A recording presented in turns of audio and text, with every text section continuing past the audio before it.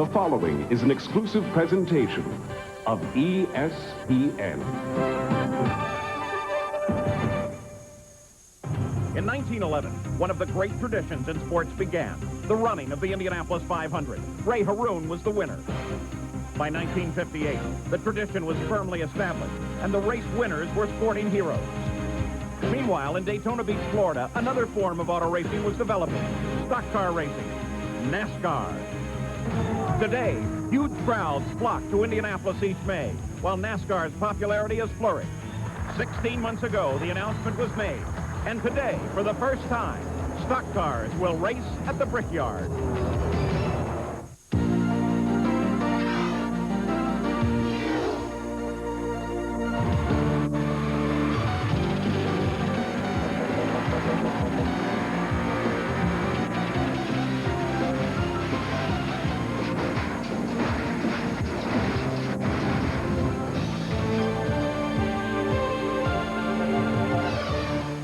We are live at the world's greatest race course, the Indianapolis Motor Speedway, awaiting the most significant moment in American motorsports in 50 years, the Brickyard 400. For the first time, stock cars are sitting on the main straightaway at Indianapolis, ready to race. Everything you will see today will go into the racing history books. New traditions are at this moment beginning. Drivers and crews whose names have never been heard here before now are the focus of the largest crowd ever to attend a NASCAR event. In the next hour, you're going to become a part of this historic moment. You'll meet many of these great champions and hear them talk of this first race at the Brickyard. We'll take you into the areas you can only enter with very special credentials. And you will see the final moments leading up to the running of the inaugural Brickyard 400. Hello, I'm Paul Page. These are the moments the racing world has been talking about for the past 16 months. Rumors began when the IROC cars were permitted to test here. And then stock cars staged what was dubbed a tire test. The word passed quickly in the racing community. Tony George and Bill France Jr. are talking about running Indy. It was hard to believe. This track that had only hosted one race a year since 1916 was about to open a brand new book. Traditionalists were stunned. They argued Indy is only for Indy cars. Even some NASCAR drivers, like Kyle Petty, were against the idea. But as the rumors became a reality, a sense of excitement began to build. The past 2 days of qualifying have served to silence all but the most diehard of doubters. Now it's going to happen. Excitement fills this giant stadium. The clock is counting. In just about an hour and 13 minutes, the green flag will unfurl, and the Winston Cup cars will thunder into history. Everyone has their pick for a winner. Many are pulling for the 3-car and its intimidating driver, Dale Earnhardt. Here's Jack Arute. And Paul, he's with his wife, Teresa, right here about 6 feet away from the 3 feet of bricks, emblematic of the Brickyard 400. When you first got here, Dale, you were kind of overtaken by all of the history and the tradition. How do you feel about it now as you get ready to start your first Brickyard 400 at Indy? Well, Darrell and I were talking just now. I'm pretty nervous, really. It's the most excited I've been about starting a race in a long, long time. And, you know, it's come down to it. It's time to go racing. And I think once we get strapped in, we'll be comfortable again, ready to get after it. The start of the race, outside of the front row, got snookered for the pole. What's it going to be like that first lap? Well, I know he's going to want to lead the first one. I want to, too. So it's going to be a good race. Hopefully we can win it out. Paul, you can believe me when I tell you the butterflies are about to turn into bullets down here because everybody is feeling the electricity. It's amazing when somebody as tough as Earnhardt admits to the fact that he's feeling nerves before the start of a race. But look at the crowd here, and you'll see why he's feeling nervous. ESPN's pre-race special of the Brickyard 400 is brought to you by Chevrolet. One car company has won more races in the history of NASCAR. Genuine Chevrolet. Delco Electronics, an official sponsor of the Brickyard 400. Budweiser, Beechwood aged for a crisp, clean, classic taste.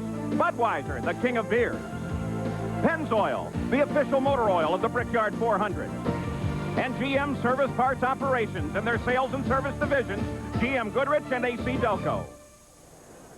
The wings and wheel, the symbol of the Indianapolis Motor Speedway, sits atop the new scoring pylon on the main straightaway, now enlarged and handle the larger starting field that we will have here today. The last time that a front-engine car ran here at Indianapolis was in 1968, when the former track record holder Jim Hurtubise completed 9 laps on his way to a 30th place finish. And it seemed only appropriate that we go to the IndyCar drivers and see what advice they might have for the men who drive stock cars for when they take the green flag. It'd have to be right foot down, left foot up. No doubt about it. I wouldn't know where to start. These cars are so different from those. The only thing I'd make sure he knew is turn left. Only turn right leaving the pit. Austin mechanic should take out the brake pedal and the gear lever. Make sure your brakes work.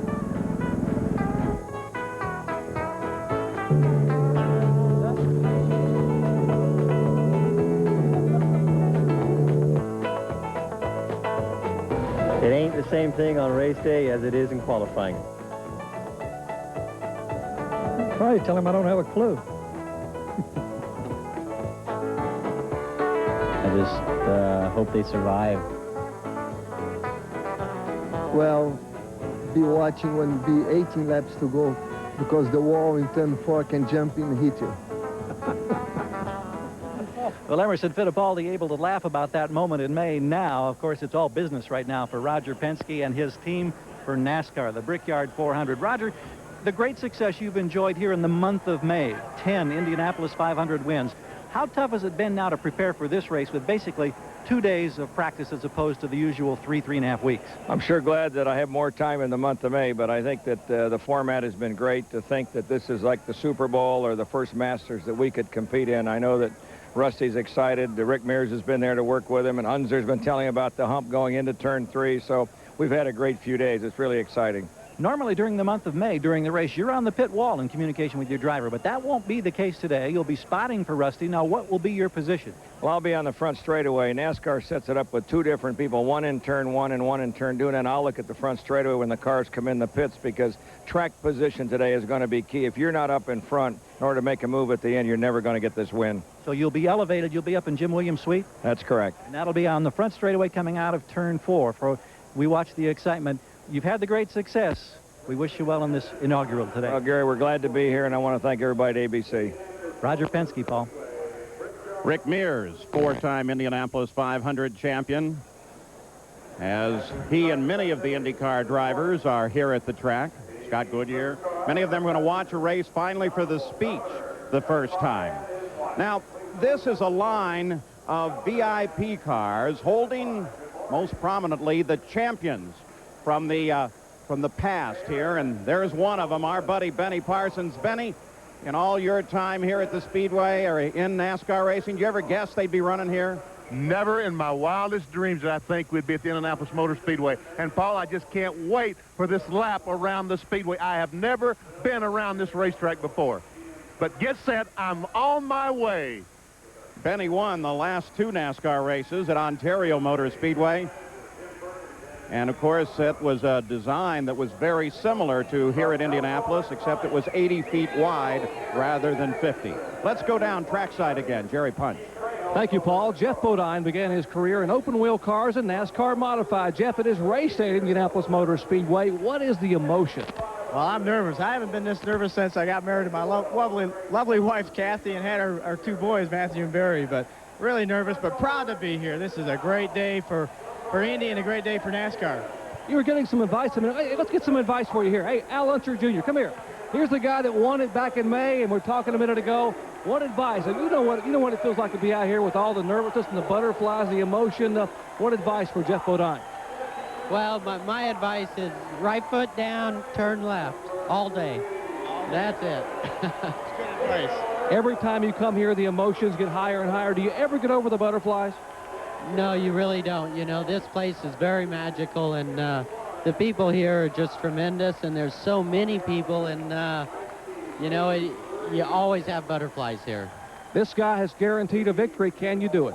Well, you need confidence, right, Al? And we think we have a great car, good tires. We think we can do it, so we'll see you in victory lane. A couple of winners right here, Al Unser Jr. and Jeff Bodine. Paul? The crowd beginning to move toward their seats and cheering that Champions Parade. When we come back, we'll take a look at the starting lineup for the inaugural Brickyard 400. You can imagine what a great business the concession stands have been doing with all of this stuff dated for this race only. I mean, they have been doing land office business down there, and about anything that you can think of can be purchased. Sweatshirts, T-shirts, coffee cups, little cars, anything that you might want available down inside the gift shop at the Indianapolis Motor Speedway and all around the track. The king himself, King Richard, as he makes a tour of the track in this parade of champions. Up in the booth today will be Bob Jenkins. Long experience as the radio voice of the Indy 500 and the television voice of NASCAR. Welcome, Bob.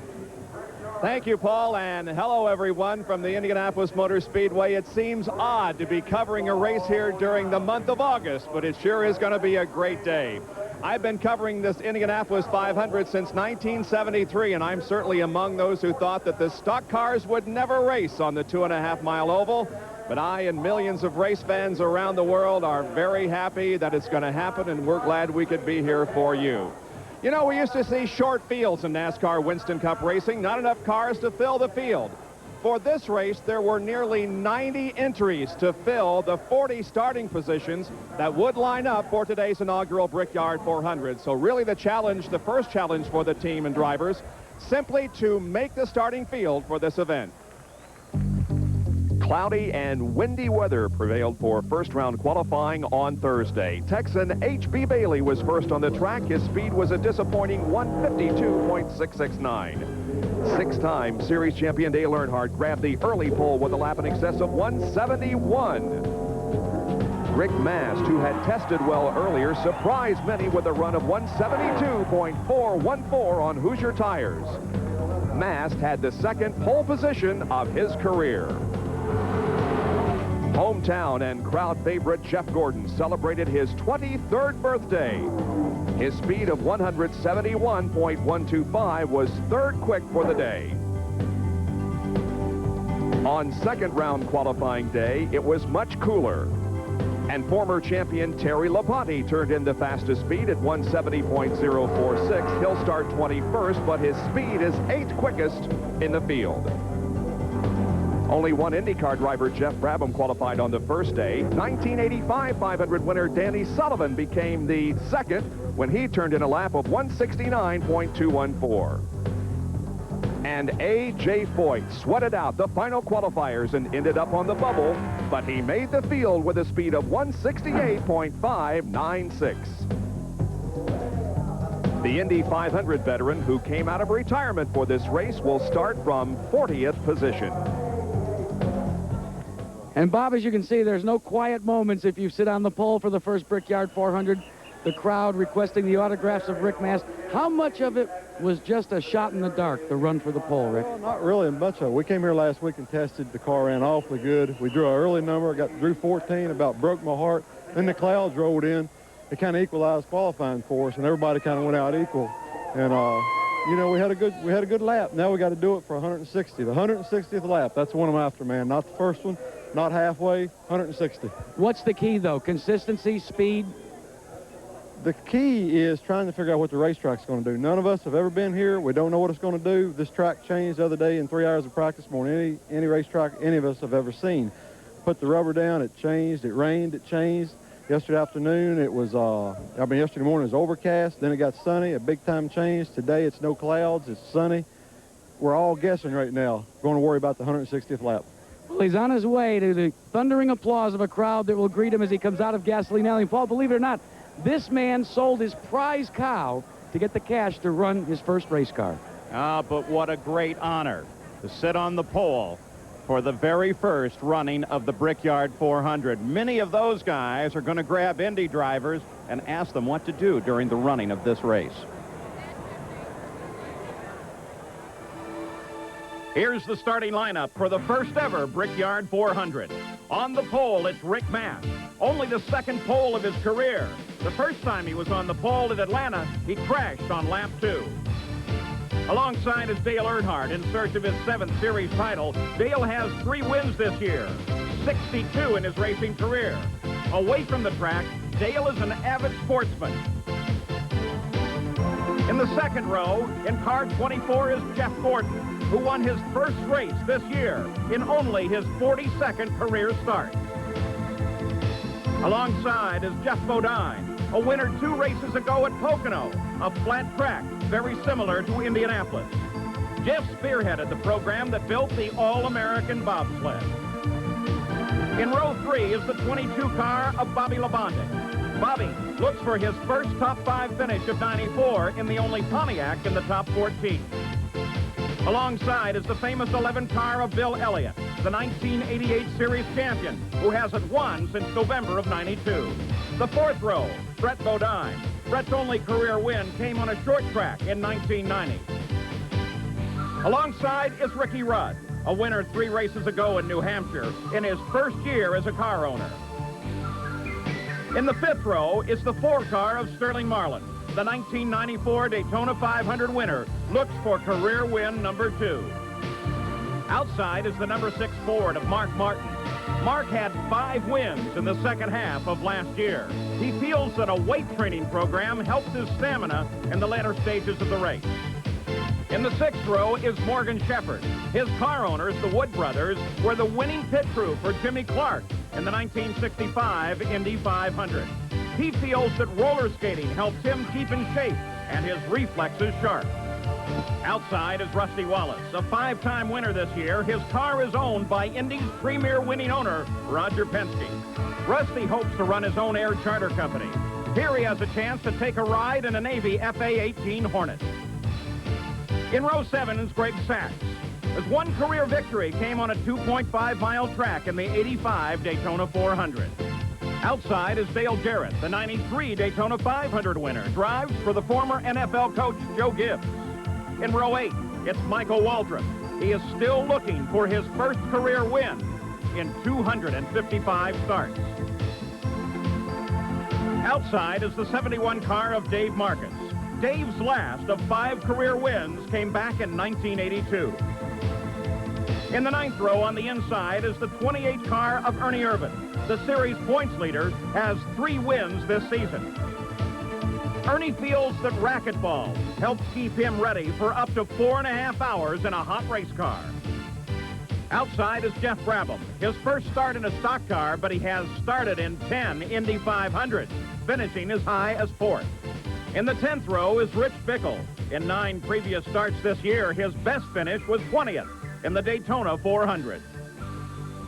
Outside in the 23 car is Hut Strickland. Strickland has only 1 top 10 finish this year. In row 11, Terry Labonte and Wally Dallenbach Jr. The 12th row, Ken Schrader and Jimmy Hensley. In row 13, Todd Bodine and Danny Sullivan. The 14th row, Darrell Waltrip and John Andretti. In row 15 on the inside is Jeff Purvis and Joe Nemechek to the outside. The 16th row, Jeremy Mayfield and Bobby Hamilton.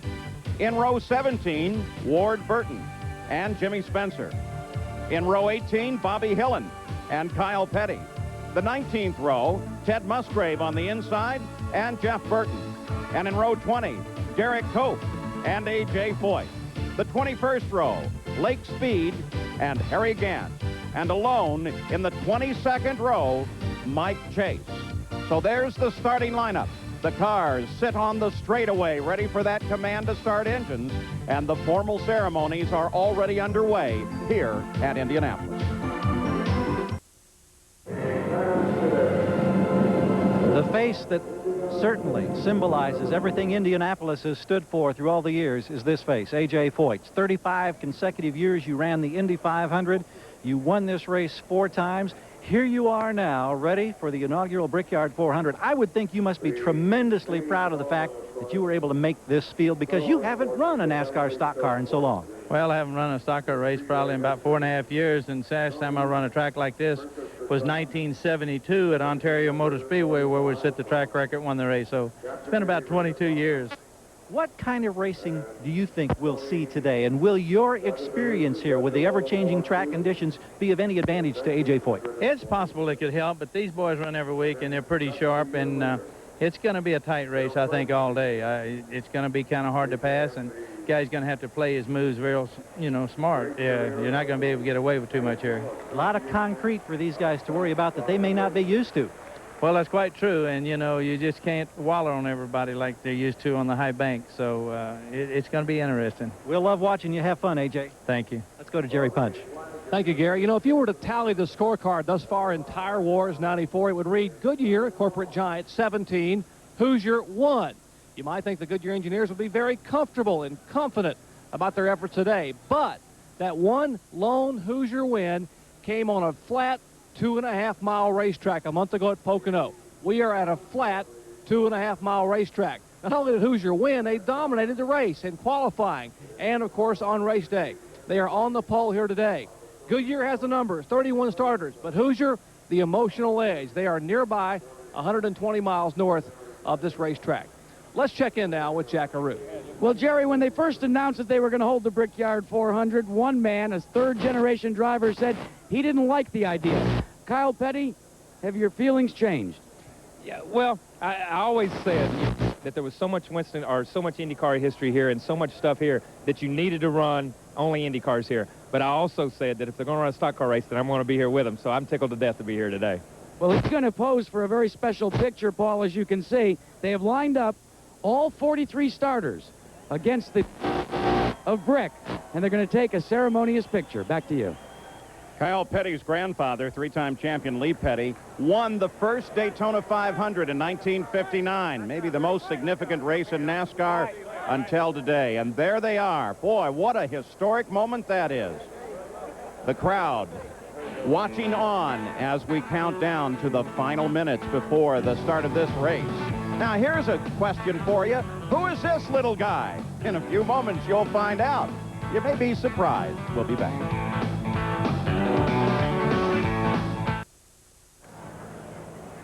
The Bud 1 airship, aerial ambassador of the King of Beers, is proud to provide you these aerial shots of the Brickyard 400. There she is, floating above the Speedway here. Let's take a look at the point standings here. Only 400 points are now separating first from seventh in the point standings with 13 races to go, so almost anything can happen. Let's go to Jerry Punch. Well, Paul, current Winston Cup point leader Ernie Irvin stands with me. And Ernie, some anxious moments this morning. Your car, the crew has worked all night. What's the status of the engine? Well, we had some trouble with one motor yesterday. We put another one in. It didn't really run what we wanted to do. So they took the one that ran really good that had some problems and took the oil pan off and checked it all out and put it back in this morning. So we're pretty pumped up and ready to go. This engine must be awfully special. You got a whole truck full of them. Why this one particular one? It just ran awful good. The guys at the Texaco Avalon team just want to give me the best every week, and I want to give them the best, and they'll work no matter how much it takes, and that's what they've done today.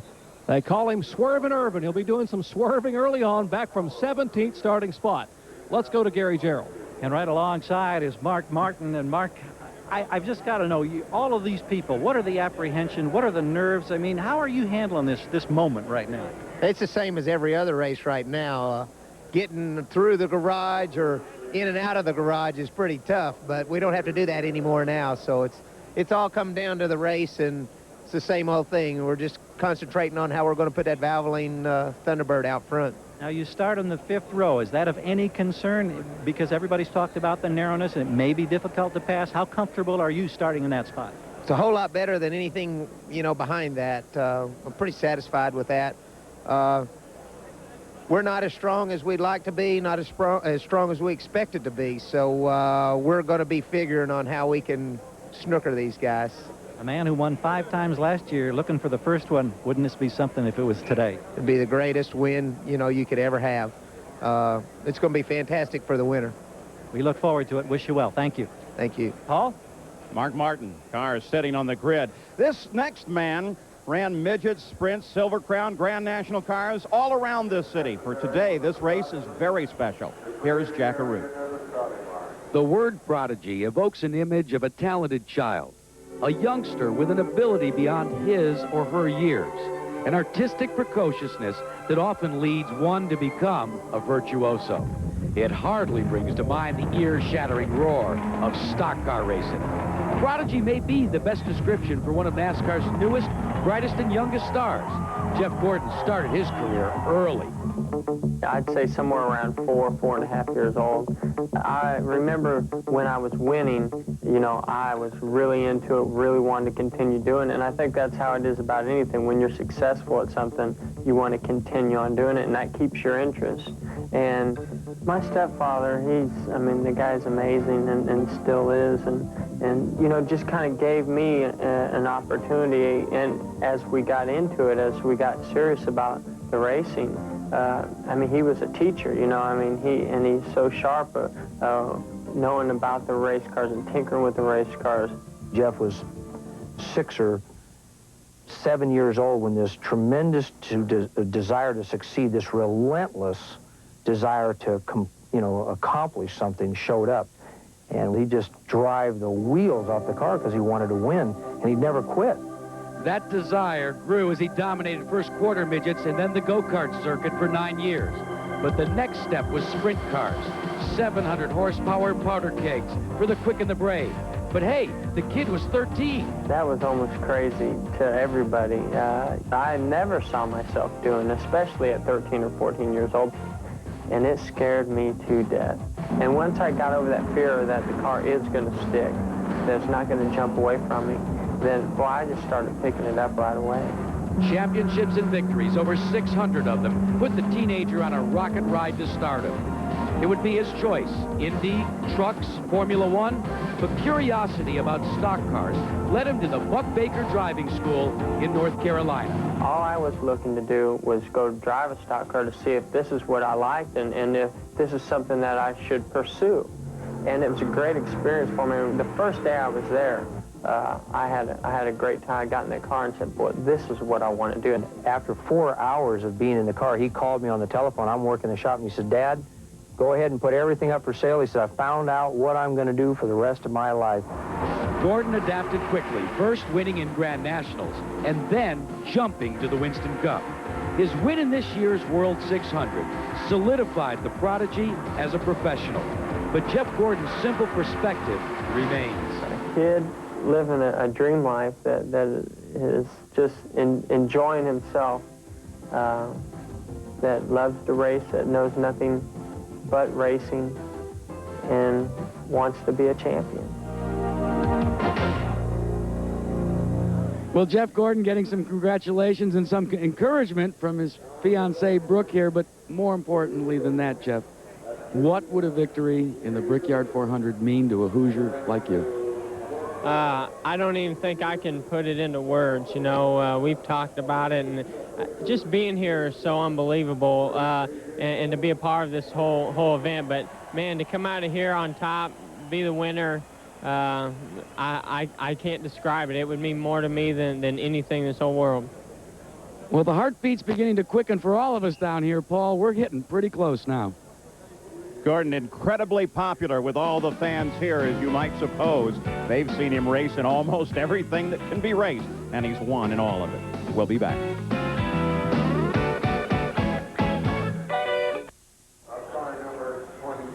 One of the big questions on this track that you can't see all the way around is where to put the spotters. Well, they're going to need 2 teams of spotters. Here's one group up in turn 4. There's another one all the way over in turn 2. Just some of the accommodations that have to be made for running here at Indianapolis.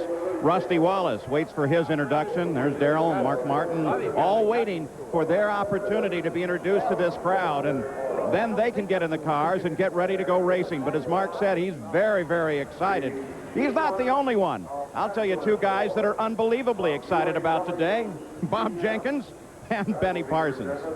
You can say that again, Paul. Well, Benny, you're back from your ride around the racetrack. How was it out there? Bob, that was awesome. Ned Jarrett and I finished at the same time, and we walked down the start-finish line. We agreed it's one of the most exciting things we've ever done in our life. The fans all around this racetrack, there's a sign down in turn 1 that says, NASCAR, welcome to Foyt's house. Now, if you were down there getting ready to race, I know you've got butterflies about the telecast, but would you have butterflies for this race even if you didn't have them normally? Right now, believe me, all those fellows have the most butterflies they've had since the Daytona 500 and maybe ever in their life. If you were down there, what would you be thinking? How would you be planning your strategy? I don't know. I think you'd be so excited and caught up with everything that's going on, you wouldn't think about it. But the crew, you've talked about it. How many laps can we go on a tank of fuel? That first gas stop, how far can we go? That's the thing to worry about right now. Getting that first gas stop in. We've heard the horror stories about nearly 90 entries and some of the top teams maybe not being able to qualify. Were there any real surprises in qualifying? Not really. Junie Donlev's Mike Wallace, he didn't make the race. Bobby Allison's car, Tim Steele, and Steve Grissom and Gary Bechtel's car didn't make it. But all three of those drivers were in the 30s in the point standings. All the guys, at least in the top 25, are in the race. Well, when the inaugural Brickyard 400 was announced, it was obvious there was going to have to be some changes to the track in order to accommodate the heavier and the stock cars that were going to be competing here. Benny looks at the changes that were made. Around the turn of the century, automotive pioneer Carl Fisher had an idea for a racetrack.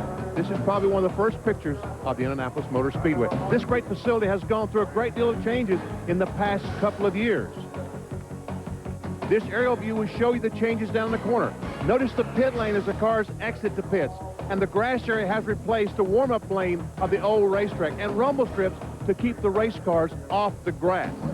And the retaining wall is higher and much stronger around this entire 2.5-mile facility to withstand the impact of a 3,500-pound stock car. And catch fence all the way around the facility, inside and outside. And pit road has been moved closer to the racetrack, widened and lengthened to accommodate at least a 40-car field. And the stock cars leave the garage area in a different spot. They go back in the traditional gasoline alley entrance. In 1911, these cars were stock. In 1994, they're stock once again. Many of the changes here at the Speedway, no change in the crowd. It's always gigantic. Let's go down trackside once again, Jerry Punch. Paul, we're with the winningest driver in NASCAR this year, Rusty Wallace. And Rusty, this is the kind of track that tends to reward aggression. And many say that's your middle name. Well, I hope so. I hope we're going to have a great run today. My qualifying lap was a little slippery. That's the reason I got back at 12th. But we worked real hard in the car and got it handling pretty good for today's race. So what we're going to have to do, though, is let the first 20 to 30 laps of this race sort out, see what the chassis wants, see what the racetrack wants, and how traffic affects our cars. And then after that, go racing. Any truth that there really is Penske magic here? My gosh, I hope so. I hope he's brought a lot of magic to me. I got Rick Mears, Al Unser Jr., and Roger here, and a host of people trying to help, and they're doing a great job with me. Rusty Wallace starts back in 12th spot, hoping to maybe give Roger an 11th victory here at Indianapolis Motor Speedway. View of the main straightaway here. The stock cars sit ready to go. When we come back, a little bit of the background and how this race came about.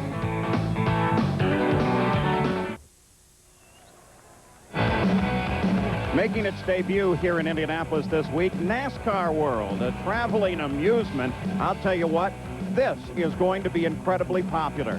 Inside, those are race car simulators. You want to know what the drivers face on the tracks of Winston Cup? Climb on board. Get all of the feeling, including getting thrown around. You don't like that? How about some RC race cars? Well, that would be good. And if you're running in the back, that's how you get on television. Take a look at the crowd. Boy, they are set to go. And part of the dream was created by the man we're about to meet. He's with Jack Arute. Well, actually, Paul, with two men. It was their dream. To my left is Bill France Jr., who is the president of NASCAR, and to my right, Tony George, who is the president of the International Indianapolis Motor Speedway. And Tony, first of all, the thinking behind the initial thoughts of the Brickyard 400 from your standpoint. Well, I think, first of all, Jack, I think that our dream was shared with many people, including Bill's father and my grandfather. But, you know, we always thought about having a second event here. It was never discounted. My grandfather thought about it back, as recently as 1962, I know. So the thinking has been there, and the timing was right. NASCAR Winston Cup racing is tremendously popular, and I've been a follower, and the family has really enjoyed this opportunity to put this race on. You talk about families. This is considered the first family of stock car racing. Your father and your mother both so instrumental in starting things, Bill, but coming to Indianapolis with the Winston Cup Brigade, knowing how you felt when you first brought them to New York City, what are your thoughts right now? This is a great experience. This is probably the, you know, certainly one of the great highlights in our series and in NASCAR's history ever since the inception of NASCAR. And we're just pleased to be here and sharing this great occasion. I know our drivers are just absolutely excited beyond belief to be competing in an event here. And what this does for us is every driver in America at one time or another wants to race at Indianapolis. Those that elected a stock car career prior to today, they didn't really have that opportunity. Today they do. Paul, from my mind's eye, there's only two people that are missing from this group right here. One is the late Anton Holman, and the other is Bill France Sr. Can't have everything you'd like on a dream day. Well said, Jack. Over in turn 2, these are the VIP suites. These folks may get the first hint at who will lead the first lap as they come thundering across the short chute in the south end and into turn number 2. So this is part of the great view of the Indianapolis Motor Speedway, the museum inside the track. All of the great cars of the history of the Indianapolis 500 are inside there. It's a marvelous tour. Let's go to Jack. Paul, each of the drivers is being taken around the 2.5-mile speedway on one of these cars. Bill Elliott, this is a different tour for you. Well, it's not my brand, but I'll take it anyway. I mean, this is great being here today, and I'm looking forward for a great race. About 300 people are about to applaud your starting position as your other row mate here, Bobby Labonte, gets on board. Have a good ride. Another new tradition here, a parade of the drivers in the field will circle the 2.5-mile oval, and then they will move to their cars. The cars are lined up in rows of 2 behind the starting line.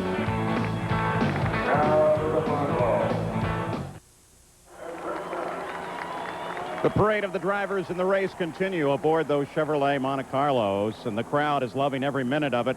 The last lap that Richard Petty drove in a race car came here at Indianapolis on August 17th, 1993. Now he stands on the straightaway with Gary Gerald.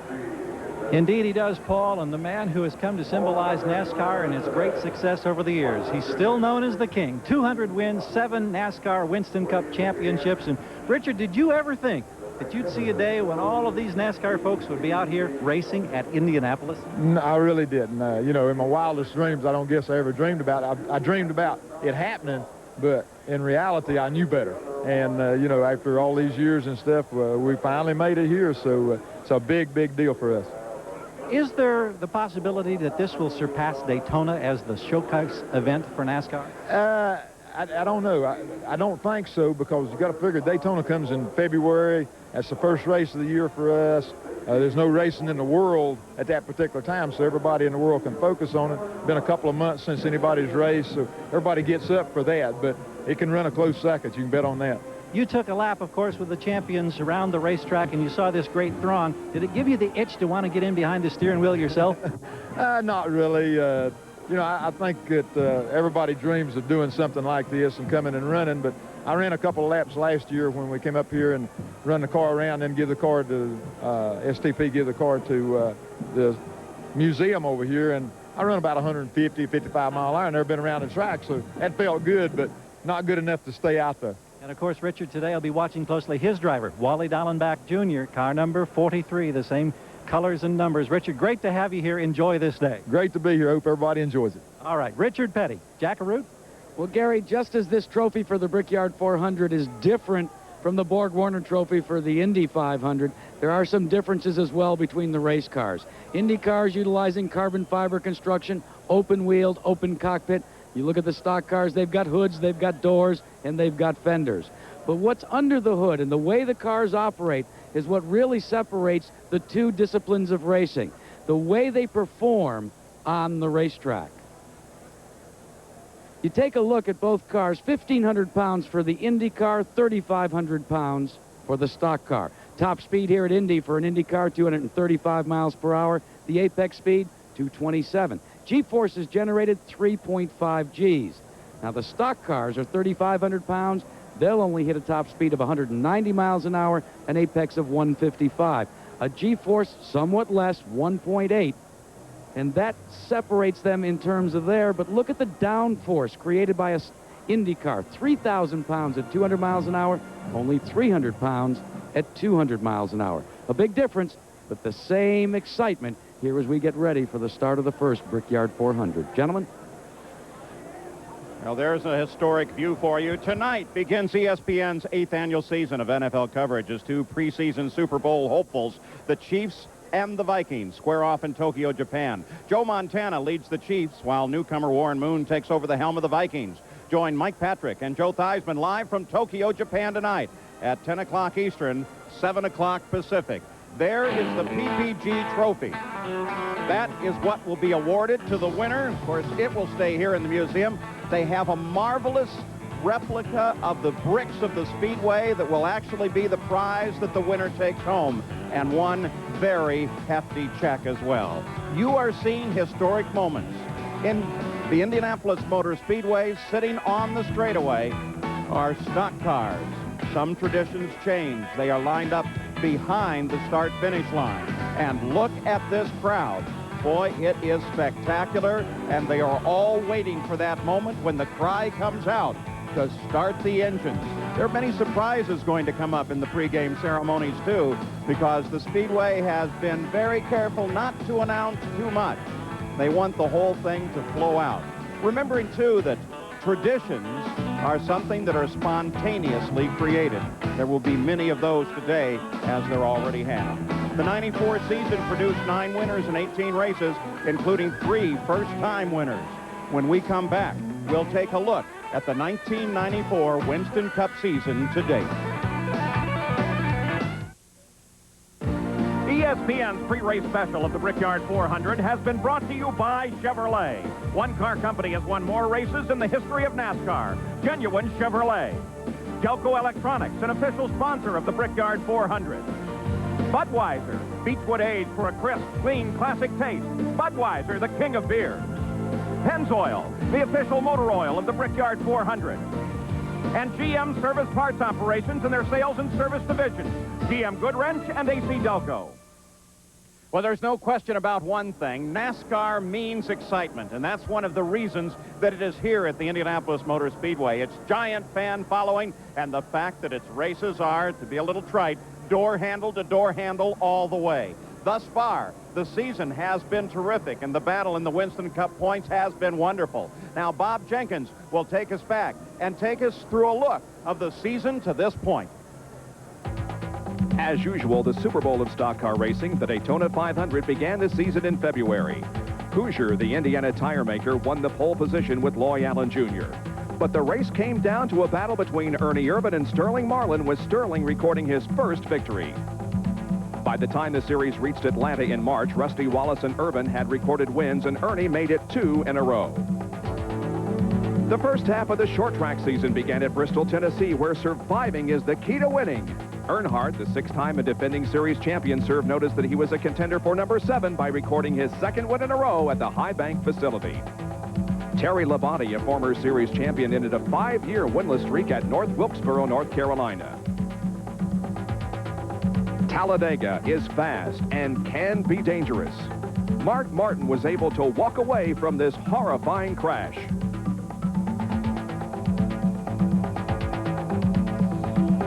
Earnhardt held off Irvan for his 3rd victory of the season. The first of 2 road course races was at Sears Point. Derek Cope and John Krebs found out how challenging they can be in this incredible accident. Irvan's nearest competitor, Jeff Bodine, was nearly 10 seconds behind when the checkered flag waved. The series' 2nd first-time winner came at Charlotte in May. An emotional Jeff Gordon pulled into victory lane. Rusty Wallace then won on a 3-race winning streak at Dover, Pocono, and Michigan. The Pepsi 400 at Daytona marks the traditional halfway part of the season, and this turned out to be one of the most competitive and closest finishes of the year so far. Will it be Ernie Irvan on top or Jimmy Spencer on the low side? Off of corner number 4, here they come. It's going to be a drag race to the checkered flag. Jimmy Spencer wins it. Whoa, baby! How about that? It was his first NASCAR Winston Cup victory. Ricky Rudd, in his first season as an owner-driver, took the checkered flag at New Hampshire International Speedway. Hoosier Tires, although winning several pole positions during the year, made no major headlines until the 2nd Pocono event. Hoosier claimed the first 4 starting spots and the first 4 finishing positions, led by Jeff Bodine. 2 weeks ago at the second Talladega race, Wallace had engine failure, and Earnhardt also dropped out before halfway. Spencer won again, leading his Junior Johnson teammate Bill Elliott across the line.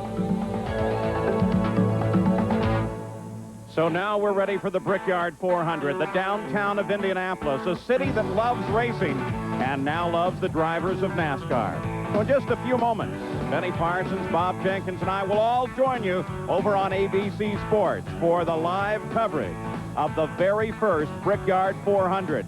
In the pylon there at the start-finish line, there'll be new numbers, and every lap they turn will be a record. I'm Paul Page. Thank you for joining us here at the Speedway.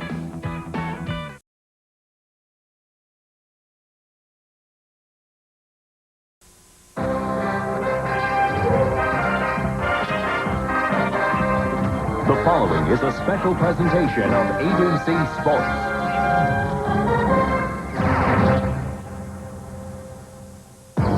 The Indianapolis Motor Speedway has always been the frontier of innovation for the sport of auto racing.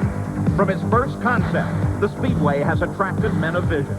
At the turn of the century, Carl Fisher conceived a giant 2.5-mile track, paved with brick, destined for history, a proving ground for the automobile. In 1911, when the first Indy 500 was run, Ray Haroon, an automotive engineer for the Marmon Company, was brought out of racing retirement to drive. In a day of 2-man cars, Haroon drove alone, his victory assured a place in history. By the 20s, the Brickyard was firmly established as the center of the racing world. America's World War I flying ace, former racing driver Eddie Rickenbacker, purchased the great track, now used only one time a year for the 500. Under Captain Eddie, traditions were firmly set. A drink of milk to the winner, a large silver Art Deco trophy to celebrate the win. The men that raced at Indy were called away to the Second World War, and the Brickyard fell to ruin, all but forgotten. But another visionary arrived at war's end in 1946. Gentlemen, start your racing. Tony Holman envisioned a future with giant grandstands, 200-mile-an-hour race cars, and crowds larger than the world has ever known. Now, Tony George, Holman's grandson, follows the dreams of the great men who have led the Speedway. Tony reasoned that this cathedral of IndyCar racing was ready for a new tradition, NASCAR.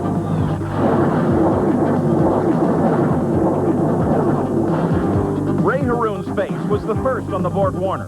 Whose name will start the list on the new PPG trophy? Will the dream go to 6-time Winston Cup champion Dale Earnhardt in his black number 3? His hard-charging driving style has helped score 62 career victories. Could it be Rusty Wallace, who won the series in 1989? He now drives for Roger Penske, the winningest owner in the Indy 500. Rusty has survived some frightening moments in his career.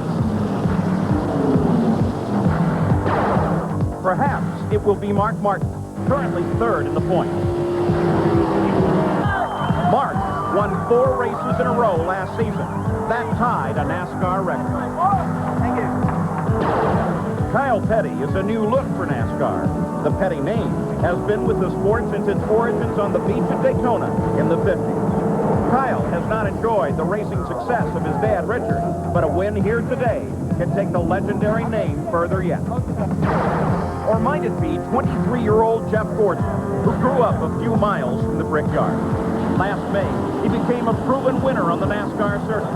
He always dreamed of racing here, but never would have guessed it would be in a stock car. By day's end, there will be new history. 400 miles from now, the Ray Haroon of this age will be known.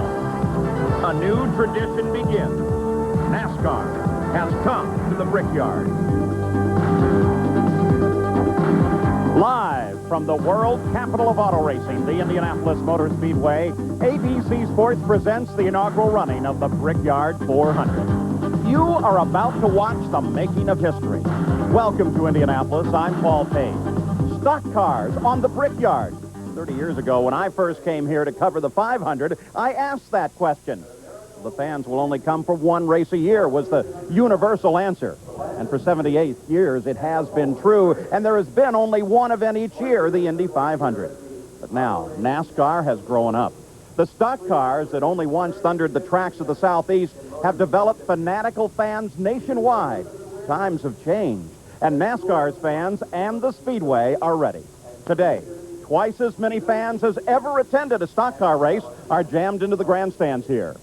Now, the Speedway got its nickname, the Brickyard, because it was first paved with brick. With the exception of 3 feet at the start-finish line, those bricks are now under the asphalt surface. For the first 500, 1,200,000 bricks were laid. Today's purse, coincidentally, is $3,200,000. So the Brickyard 400 has already made history as NASCAR's biggest and richest race, and there is more to come. Now, joining us today for live coverage is former NASCAR champion Benny Parsons and the most experienced TV race caller in NASCAR, Bob Jenkins. Thank you, Paul, and hi, everyone. You know, one of the interesting aspects of this event is that everybody came here on an even level. We have had many testing sessions and 2 days of practice, but Benny, do they really know how it's going to be like until the green flag drops? Bob, they have no idea. 39 of these drivers have never driven a race here. They have no idea what it's going to be like 20, 30 laps into the race. It's a guessing game, and the best guesser may win. Is this just another Winston Cup event? It might be when the green flag drops. For the last 3 days, it's been the biggest event in these guys' mind in their life. Paul, we'll see how things shape out when the green flag drops in just a few moments.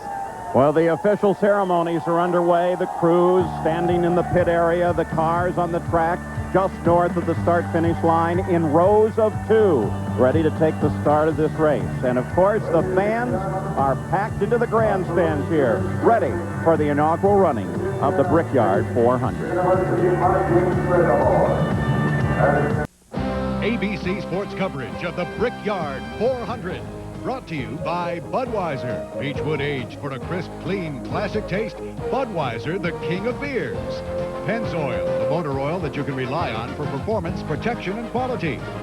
Chevrolet. One car company has won more races in the history of NASCAR. Genuine Chevrolet. And Delco Electronics. Boxes that are little, black, and smart. The preparations and the testing started some 18 months ago, and now we're less than a minute away from what 43 drivers have waited over those 18 months. And Rick Mast is on the pole. Rick, some last-minute thoughts before you get ready for the command here at Indy. Showtime's over, man. It's time for the race. 160th lap. That's what we're after.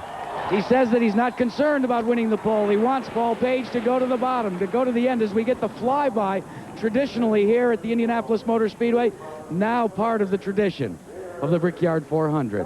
Paul? And Rick Mast sits quietly for the moment, but very soon thunder will roar out. There's Merrick Fendrick Holman ready to give the command. We go down to the start-finish line for the introduction of that moment's most famous command in sports. The Chairman Emeritus of the Board of the Indianapolis Motor Speedway, Mrs. Mary F. Holman. Gentlemen, start your engines.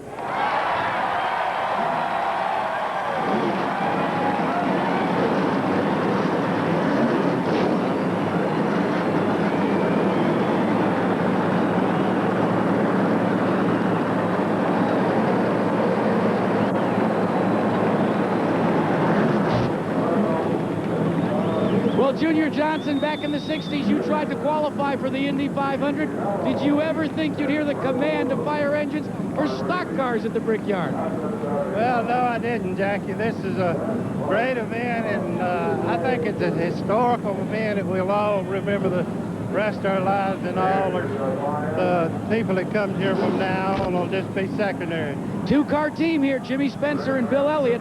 What are your odds of winning it? I think we got good odds. Both of them running good. Bill's running exceptional well. If he stays out of trouble and finishes this race, he's going to be there. Well, let's throw it down to Jerry Bunch. Jerry?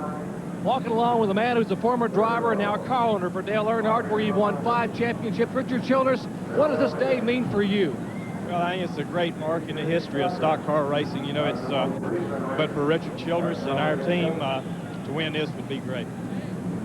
Any doubt in your mind who's going to lead that first lap? Well, I know that where my money is laying on is you know, Dale, we're going to run as hard as we can. And I'm sure he's got him a plan lined up to try to lead that first lap. They don't call Dale Earnhardt the Intimidator for nothing. He wants to lead first time by, but so does Rick Mast. Paul?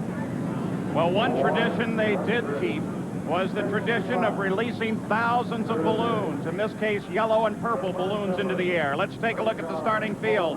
On the pole, Rick Mast, only his second pole of his career. Alongside is Dale Earnhardt in search of a 7th Series title. Row 2, Jeff Gordon, who won his first race this last May in his 42nd start. And Jeff Bodine, a winner 2 races ago at Pocono. In the 3rd row, Bobby Labonte, who looks for his first top 5 finish of the year. And Bill Elliott, the 1988 Series champion who hasn't won since November of '92. In the 4th row is Brett Bodine. His only career win came on a short track in 1990. And Ricky Rudd, a winner 3 races ago in New Hampshire, his first run as a car owner. In the 5th row is Sterling Marlin and Mark Martin. Row number 6. Morgan Shepherd and Rusty Wallace.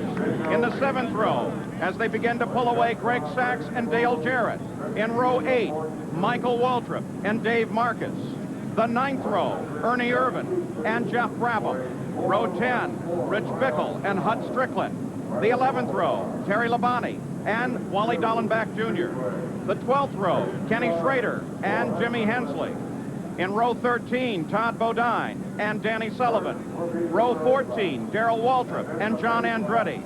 Row 15, Jeff Purvis and Joe Nemechek. The 16th row, on the inside, Jeremy Mayfield and Bobby Hamilton. And there they go. They begin to roll away. The 17th row, Ward Burton and Jimmy Spencer. The 18th row, Bobby Hillen and Kyle Petty. Row 19, Ted Musgrave and Jeff Burton. In row 20, Derek Cope and A.J. Foyt. And in row 21, Lake Speed and Harry Gant. And alone in the 22nd row is Mike Chase. So there they are. And aren't they pretty on the Speedway? The pace car, a Chevrolet Monte Carlo. Elmo Langley, of course, the driver of the pace car. No celebrities here today. Well, I hope Elmo doesn't get mad at me for saying that. He certainly is a celebrity. And the field lined up behind him. Let's go to the pits. Gary Gerald. John Andretti. That's his car. Well, finally he gets it started and pulls away. Let's go to Gary Gerald. Well, Paul, so much excitement, so many unanswered questions, all the hype, all the hoopla. It's now over. Those questions are about to be answered. We know that it's going to place a premium today on pit stops because of the uncertainty of if you can pass and what's this race going to be like. A lot of pressure on the crews. We expect this first stops around lap 34 to lap 36. That would dictate a 4-stop race in this 400-mile event. However, some of these teams are notorious for getting good fuel mileage. If you can squeak out an extra 4 laps on a tank of fuel, you could make this a 3-stop race. Guys like Darrell Waltrip, Kenny Schrader, Ricky Rudd, they've been very good at it in the past. If they can do that today, it may give them a big advantage. Paul? Could be a very tactical race. Now, 400 miles here is 160 laps. We've already indicated that giant purse. And the historic pole sitter, Rick Mast, at 172.414 miles an hour. And there they are. Here's the breakdown of the cars in this field. 23 Fords, 15 Chevys, 5 Pontiacs, 31 on Goodyear, 12 on Hoosier tires. Here's Jack Arute. Paul, not only are the cars different here, Paul, but also the pit rules. In Winston Cup competition, the leaders under caution are allowed to pit on the first open lap. Then the cars that are 1 lap or further in arrears, they can come onto pit road. There's a speed limit of 65 miles an hour. The cars are in delineated stalls. If you put your nose over that stall, you're given an infraction penalty. More importantly, there's no radar guns to enforce the speed limit. They have a series of lines. If you go from one line to the other in too much time, you're brought in for a black flag penalty. It's 2 laps until they go to the green flag. Here are the point standings. Only 400 points separate first from 7th in the standings with 13 races to go. It's a spectacular fight that's going to continue to the end of the season. So there is that question, too, of tires here. Let's go to Jerry Punt. Well, Paul, for those that are unfamiliar with NASCAR racing, there are 2 competing tire companies here, corporate giant Goodyear and tiny Hoosier out of nearby Lakeville, Indiana. Now, the idea when you have a tire war is to build a soft tire and go fast but last. Today in qualifying, or earlier in qualifying, Hoosier won that battle. Their car's on the pole. But I got to give a nod to Goodyear for the race. They have not lost a race at Indianapolis Motor Speedway for the past 23 years. But no one knows. Will it be Hoosier from Lakeville or Goodyear at Victory Lane for the inaugural Brickyard 400? Paul? So many stories to watch here today. A perfect day for racing. You really couldn't ask for better weather. 70 degrees, a little cool for this time of year, but it's going to be sunny throughout the afternoon. And now, as the cars roll onto the backstretch in Indianapolis, here to call the Brickyard 400 in its inaugural running is the television voice of NASCAR, Bob Jenkins. Thank you, Paul. A beautiful sight as the cars come around corner number 2 and head down the long backstretch. Next time they're on this particular area of the racetrack, they will be working up to full speed. You see the drivers moving their cars back and forth, trying to get those tires very clean, and there is the in-car camera, actually the roof cam on Darrell Waltrip's car. He'll be having some great shots for us this afternoon. His brother Michael Waltrip also carries one of our in-car cameras. Bill Elliott, who finished second at Talladega a couple of weeks ago. He has a camera. We're looking back on Ricky Rudd. And Kyle Petty, we're looking back from his mellow yellow Pontiac. Bob, these fellows have rode by all these people. They have never seen as many fans as we have here at Indianapolis today. They are excited, but in just a moment, it's back to business. They work through the north end of the racetrack. Now between turns number 3 and 4, Rick Mast on the pole in car number 1. It's Dale Earnhardt on the outside of the front row. Jeff Gordon will start from 3rd position. Now they make their way around corner number 4 as Elmo Langley has the pace car positioned to pull it off of the racetrack. The eyes of the entire sports world are focused at this moment on 300 acres of real estate in the northwest section of Indianapolis, Indiana. A new tradition begins as the green flag is about to come out to signal the beginning of the inaugural Brickyard 400. And the green is out.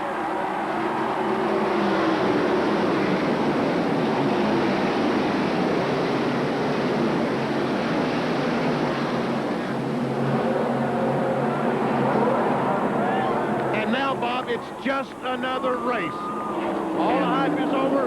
These guys now can worry about winning the first Brickyard. Can they race 2 abreast through the corners? You bet they can. We saw it in the 1st and 2nd corners. Rick Mast has the lead as they come down the backstretch with Dale Earnhardt tucked in right behind him, but Jeff Gordon is trying to make a move on Earnhardt for the 2nd position in the 3rd turn, but he did not get it. Now Mast still has the lead as they head through corner number 3. Into corner number 4. And that move that Jeff Gordon made on the inside of Earnhardt probably let Rick Mast lead that first lap. In 78 previous runnings of the Indy 500, 151 different drivers have led a lap. Rick Mast has become the first to lead a lap in the history of competitive stock car racing, and that's the first time he has ever led a first lap of any race. There's Labonte on the inside of Earnhardt trying to push him back to 5th spot, and Elliott's going to try to get alongside Earnhardt coming off 2. So Earnhardt falling back a few spots here in the early going of the race. Perhaps the car isn't working quite as well as he had hoped it would. Bobby Labonte, Dale Earnhardt, Bill Elliott, then Brett Bodine and Ricky Rudd as they go into 3.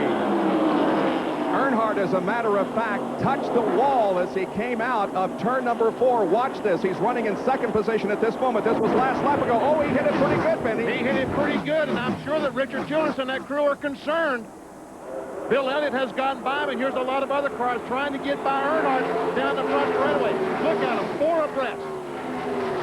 At the line, they're 4 abreast in a battle for position as Jeff Gordon has taken over the lead from Rick Mast.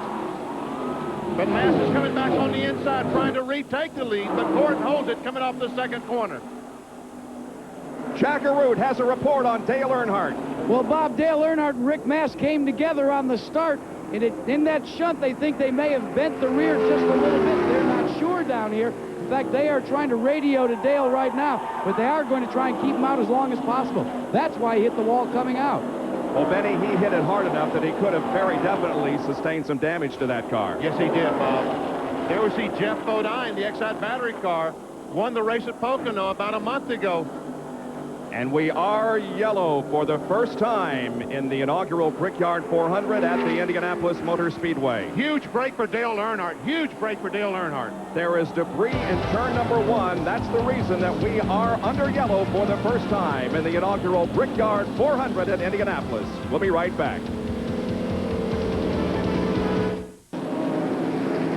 Back at the Indianapolis Motor Speedway, and Dale Earnhardt is in the pits having that car checked over. They're changing the 4 tires, and they're also getting the metal off. Let's watch the start of the race as Rick Mast and Earnhardt goes down in turn 1, and we can see the cars do touch just as they get the apex of turn 1. And then in turn number 4, the car got way up high as it exited the corner, and he made contact with the barrier. Yes, watch Earnhardt as he comes off the corner and goes just bam, right in the wall, and that can upset the toe-in on the car. Now we are under caution because the side window blew out of the number 99 car. There you can see it flying off, and also notice now that it comes down on the racetrack. Harry Gant will run over it. Wow. That was the side window out of the Sullivan car, and there he is in the pit area. You have to have, under NASCAR rules, that side window has to be in the car. So we see the fellows taping the window in. Also, Harry Gant has made a pit stop to check the damage on his car after hitting that window. Gary Gerald is in Danny Sullivan's pit. He came in, and there was a consultation with a NASCAR official. He shut the engine down, and everybody kind of stood around. The crew didn't realize what the problem was. Then they got the spare. You see them now trying to tape it into place, a very time-consuming process. And after Danny qualified yesterday, did such a terrific job to qualify 26th overall. Now the engine is off once again. And so the problems continue here early for one of the 4 men in this field who has knowledge of this racetrack. As a matter of fact, of course, he was famous for the spin and win at the Indianapolis 500 in the mid-'80s. The green flag waves once again. We're back under competition. It is Jeff Gordon who is leading, but look at the cars fan out at the back of the pack to shuffle for position. And Dale Earnhardt's track position here at the Indianapolis Motor Speedway is going to be a premium today. Staying up front is going to be very important. Earnhardt all the way in the back of the field. Hurts him a great deal.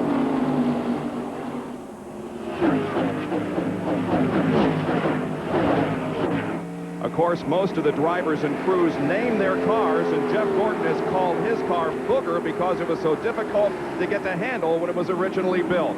Now we see Mark Martin losing a couple of positions to Dale Jarrett and Ernie Irvin.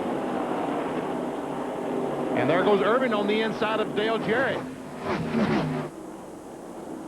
And many drivers said that in the short chutes would be a prime opportunity for passing. They said if they can't race 2 abreast in the corners, that they would have an opportunity to make a pass in the short chutes, and we've seen that already today. I stopped and talked to Ernie Irvin this morning, and he was very confident he had a great race car, and it looks like he does. There's Morgan Shepherd and Rusty Wallace. Ernie Irvin right behind them, and Dale Jarrett. And Rusty just made the pass on Morgan Shepherd. Rusty Wallace driving for Roger Penske South.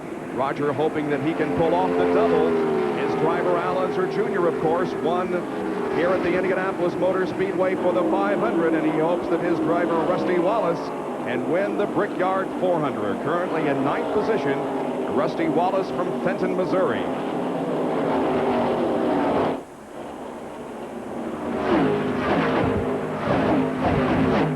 Jack Arute has a report on Rick Mast. Well, Bob, we checked with the crew to see if Rick Mast reported any problems or change in handling characteristics on his car. They said there is not a problem. We watch for another pass here.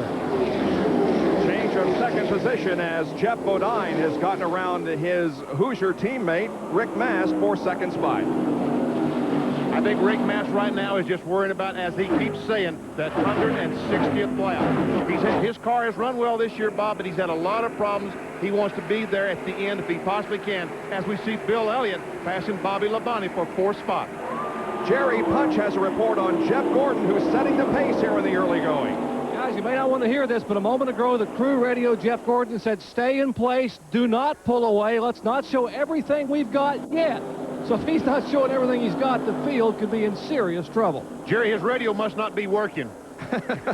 He is definitely opening up a little bit of an advantage between himself and Jeff Bodine and Rick Mast as they continue to run in second and third position. And there we see Bill Elliott continuing on his way towards the front. Junior Johnson was right. Bill Elliott is running extremely well. And now, Benny, we've talked about how you really don't know how this race is going to go. You don't know what strategy to use. But by this time, the drivers probably do have an idea of what they're going to do. They have an idea of how the chassis is working. They've been radioing the crew and saying, I'm loose, I'm pushing, do this, do that. Down the 3,300-foot backstretch, we ride with Bill Elliott into turn number 3.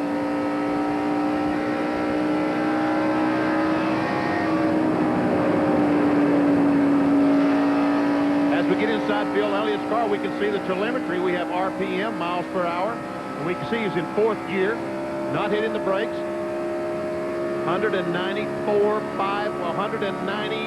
203 miles an hour, maximum speed down the front straightaway. But notice how that speed drops off into the low 150s in the corners.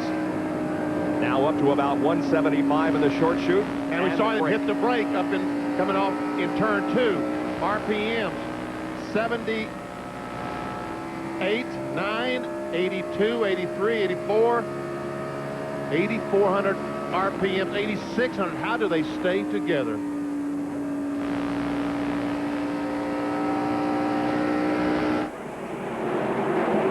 So Bill Elliott continues to hang on to that 4th position. He runs behind Rick Mast. Jeff Bodine and the leader of the race after 9 laps. And 27, Jimmy Spencer is in the wall. And some heavy, heavy contact with that McDonald's car. Must be up between 3 and 4.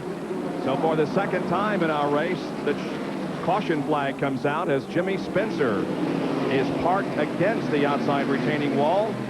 And heavy damage to the right side of the McDonald's Ford. And Spencer will not win 2 races in a row.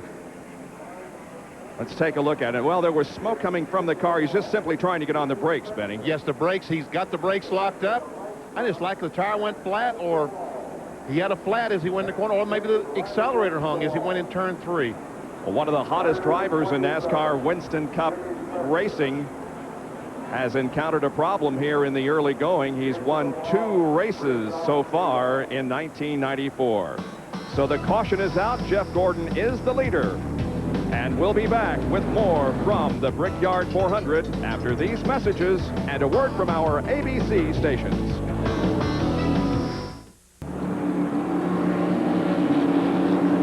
We're back at Indianapolis, the Brickyard 400. I'm Paul Page, and we are under our second yellow of the day. The first one for an accident, that involving Jimmy Spencer.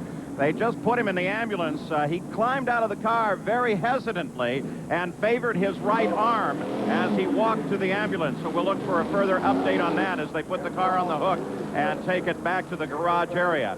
We take another look at the accident. There you see Spencer's car just veering for the wall, and when he slammed it very hard. So we're still under yellow.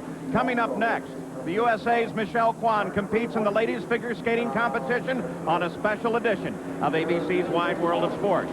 From St. Petersburg, Russia, it's the Goodwill Games. And tomorrow at 1:30 Eastern, 12:30 Pacific, coverage continues with ice dancing and the women's basketball gold medal game.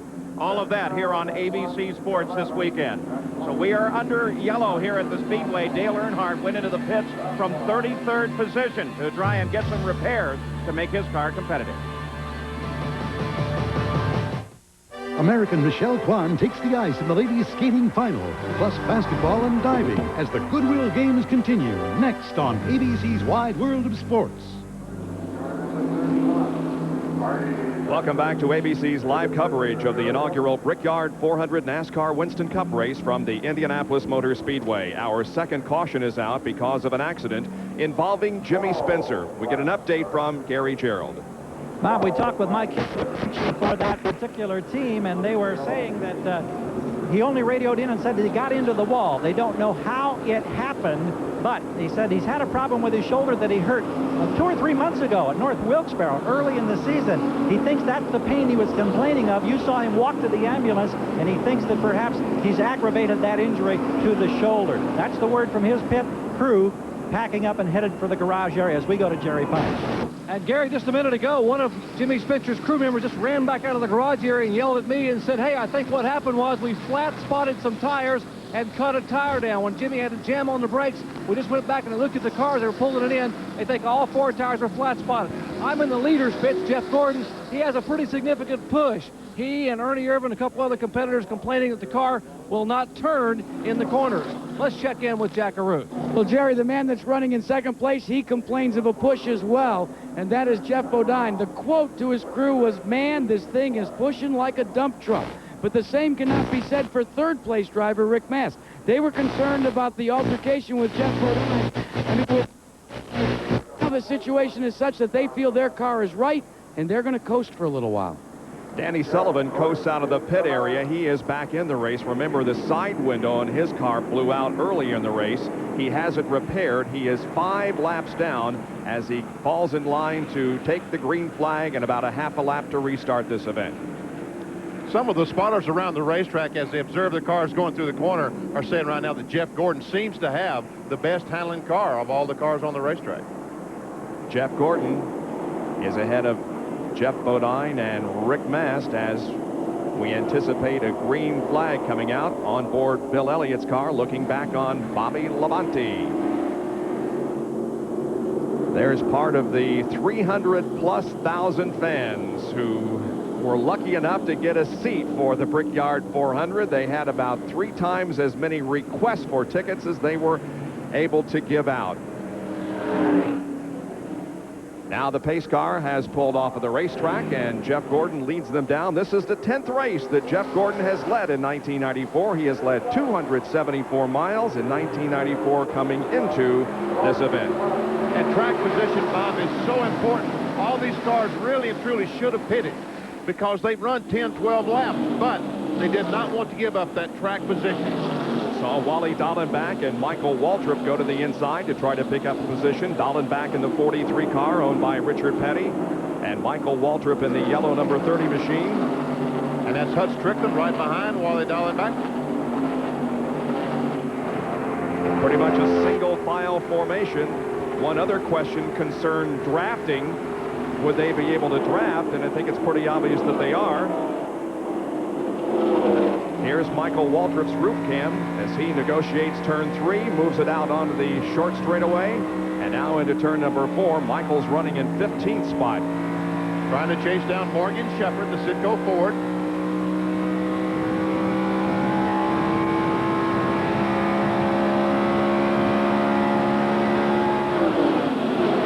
And Ken Schrader is still trying to get by Strickland, pulls out but can't make the pass. Strickland trying to pick up the position on Wally Dallenbach, whose father, of course, raced here in the Indianapolis 500 many times. We show you the running order after 16 laps. Jeff Gordon continuing to set the pace. Mark Martin has moved back to 12th spot. Kyle Petty's moving forward, started about 36th up to 23rd already. There you see that Dale Earnhardt has fallen all the way back to 34th position after he had an encounter with Rick Mast in turn 1 and an encounter with the wall in turn 4 on the very first lap.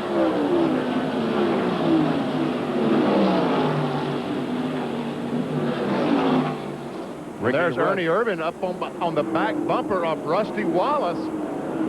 Ricky Rudd leading this group of 5 through turn number 2. Right behind him is Brett Bodine, then Sterling Marlin, the Daytona 500 winner, Rusty Wallace, and Ernie Irvin.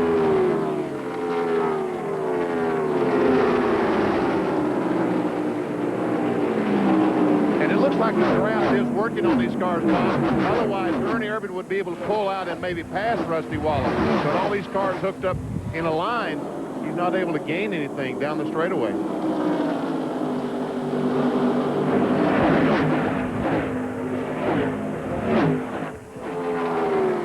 Gordon continues to lead. Jeff Bodine is second. There's a little bit of racetrack then back there to third, and here comes Brett Bodine to the inside of Ricky Rudd. Didn't take Rudd long to move over and cover that spot. Bodine moves up to 6th position. Now here's Sterling Marlin trying to get to the inside of Rudd in turn 2. They run through there side by side. Well, I tell you what, right now these drivers are being a little bit careful, but as the race wears on, we're going to have drivers drive in there and touch that other fellow in the left rear.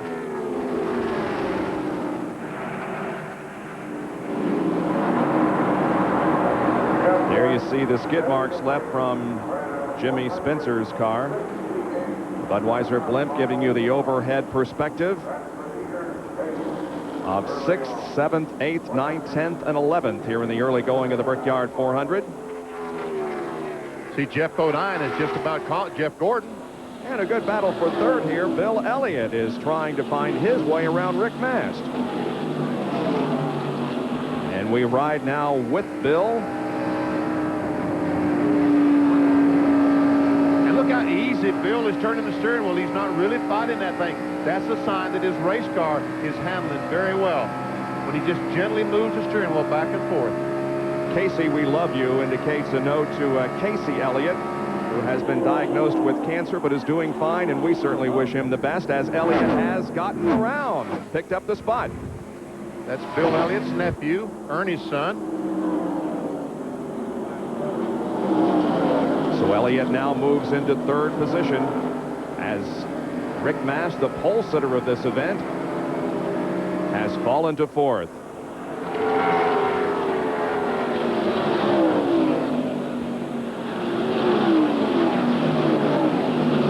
Michael Waltrip and Greg Sachs having a good battle back there for position.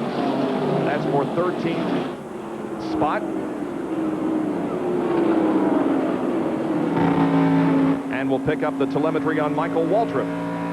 All right, the miles per hour is on the left side on this one. Remember, on Bill Elliott's car was on the right. On the left is the miles per hour. On the right, the RPMs. This is down the back straight, 196 miles an hour. Wow. And that's going into a headwind. Didn't quite reach the 200-mile-an-hour mark that we saw earlier. And once again, just like Bill Elliott, Michael Waltrip just applying a little brake as he goes in turn 4. All right, Benny, with 20 laps completed, what's your overall perspective of what's happened so far? I think that everything is going about the way everyone envisioned. Get in line, see what the car is doing. Don't make any stupid mistakes at this stage of the race. If you're going to make a stupid mistake, at least wait till sometime later on when you're trying to win the race or trying to pass for position. We saw Greg Sachs get the left side wheels down under the white line. Those are the famous rumble strips. They upset an Indy car, but they don't have nearly as much effect on these heavier stock cars. Ernie Irvin told me, the fellow right there in the number 28 Haviland car, you cannot even feel those rumble strips in a stock car. Have we seen as much passing as you thought we would? Yes, I think we've seen quite a bit of passing. Here, Mark Martin, looks like his car's got going forward. He's passed Dale Jarrett, Ricky Rudd, closed up on the back bump of Ernie Irvin. Man, look at that line of cars. They are lined up in single file. Sterling Marlin leading Rusty Wallace into the first turn. 7th, 8th, and 9th, and 10th right there.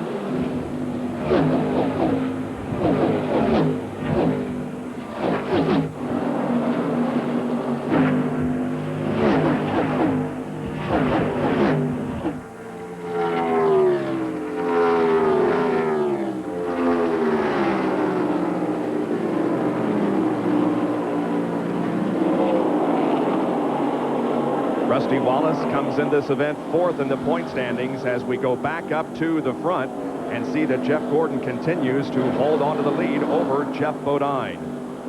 As far as the tire story is concerned, Goodyear is with Jeff Gordon, Hoosier on Jeff Bodine, the 3rd place car of Bill Elliott is on Hoosiers, and the 4th place car of Rick Mast is on Hoosiers. Here's Jack Arute. Well, Bob, you heard Jerry Punch tell you that the leader, Jeff Gordon, was concerned with a little bit of a push. We talked to Ray Evernham just a minute ago.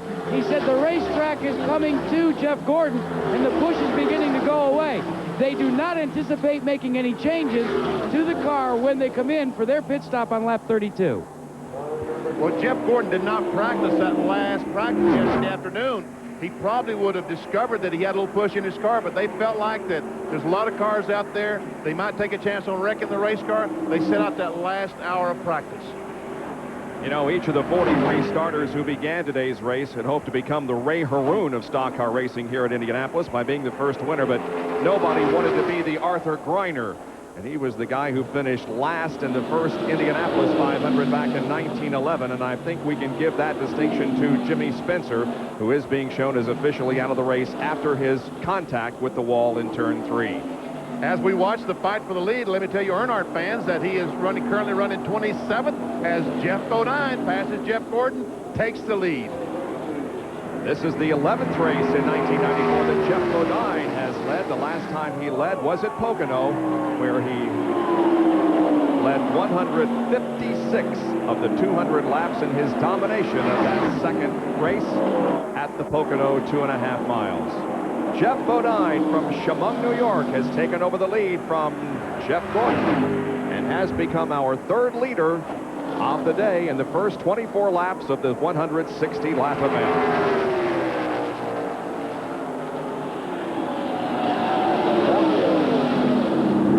One of our responders told me Jeff Gordon has called his crew and said now his car's a little bit loose. Jeff Bodine, Jeff Gordon, Bill Elliott, Rick Mast, and Brett Bodine are the top 5 after 24 laps in the Brickyard 400. We'll be right back. GM Parts and Service presents the road to the Brickyard. June 1992 saw the first test of the stock cars at Indy. The first modern-day stock car on the track was the number 2 car of the '89 champion Rusty Wallace. Soon, others joined Wallace, and the big question was answered. Stock cars could race at Indy.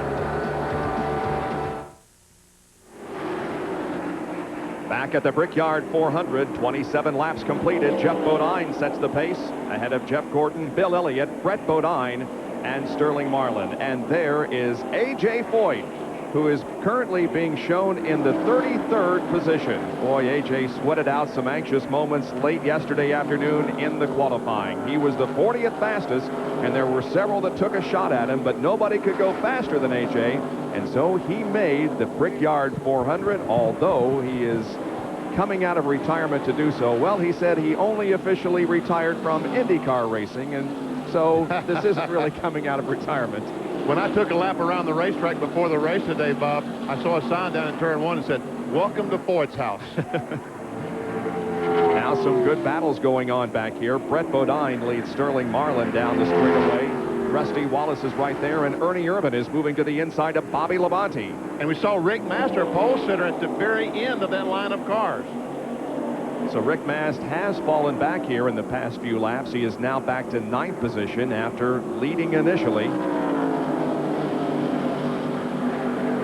Jerry Punch is with Dr. Henry Bach, the Director of Medical Services here. Report on Jimmy Spencer. Hank, you just checked Jimmy out. What's the status? Jimmy came in here walking, looking pretty good. He was complaining of some pain in his right shoulder blade area. Had a lot of bruising back there, some around his right neck. I suspect he may have had some injury down to his right shoulder blade. So will you send him down for further x-rays? His way now, Jerry. So Jimmy Spencer going down to Methodist Hospital for x-rays. And we might remind you that Jimmy Spencer broke his right scapula or shoulder blade early in the year in a practice incident at a short track in western North Carolina, practicing his Ford Thunderbird back in March of this year. So it's the same shoulder. They're going to send him down and get an x-ray. We'll try to get a report as soon as possible. All right, thank you, Jerry. Jeff Bodine leads here over Jeff Gordon, and Gordon's crew is telling him to just stay in his rhythm and run his own race, and he is staying within sight of the leader, Jeff Bodine. Can you imagine 23-year-old Jeff Gordon running right behind Jeff Bodine, the leader, had led the Brickyard 400 at 23? Well, and I know the fans gathered here at the Indianapolis Motor Speedway were going crazy when Jeff was in the lead, because he is a hometown favorite. He, of course, was born in California, but some rules out there didn't allow a race driver to race as young as Jeff wanted to start. And so he came to Indiana to run with various organizations, including the United States Auto Club, picking up 2 championships with USAC before deciding to go to the Stock Car Wars. Here's Jack Arute with a report on Jeff Bodine. Well, Bob, when Jeff Bodine first started racing in New England in modifieds, he owned his own race cars. He owns his own Winston Cup car now, and he has devised a problem-solving log that is posted on the pit wall here. You'll notice that it says that you should take care of your own problems afterwards, but look at how he breaks it out. If the jack breaks, they have what the situation and the remedy should be, all the way down if the spoiler needs adjusting, if there's a problem under the hood, if the gas man falls, if the jack drops early, etc., all the way down here. But the one thing, Benny Parsons, that it doesn't have is what they should do if they win the race. I think down here it should say, go to victory lane. Believe me, Jack, there'll be about 1 million people trying to direct them to victory lane. And, Jack, we've got some pit stops already started at lap 30. Brett Bodine running in 4th position, but receiving a challenge here from Sterling Marlin. And right behind are Rusty Wallace and Ernie Irvin. Brett Bodine, of course, drives for drag racer Kenny Bernstein and has already announced that he will not be back with this team next year, but certainly Brett Bodine would like to give Kenny a win before the two separate at the end of the season. And Kenny Bernstein has raced here at the Indianapolis 500 many, many times. With an IndyCar, right? Roberto Guerrero, of course, a track record holder here.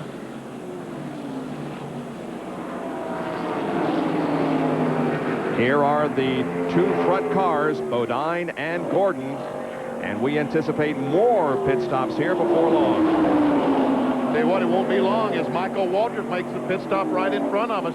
Won't be long before these fellows will be coming in. 32 laps have been completed.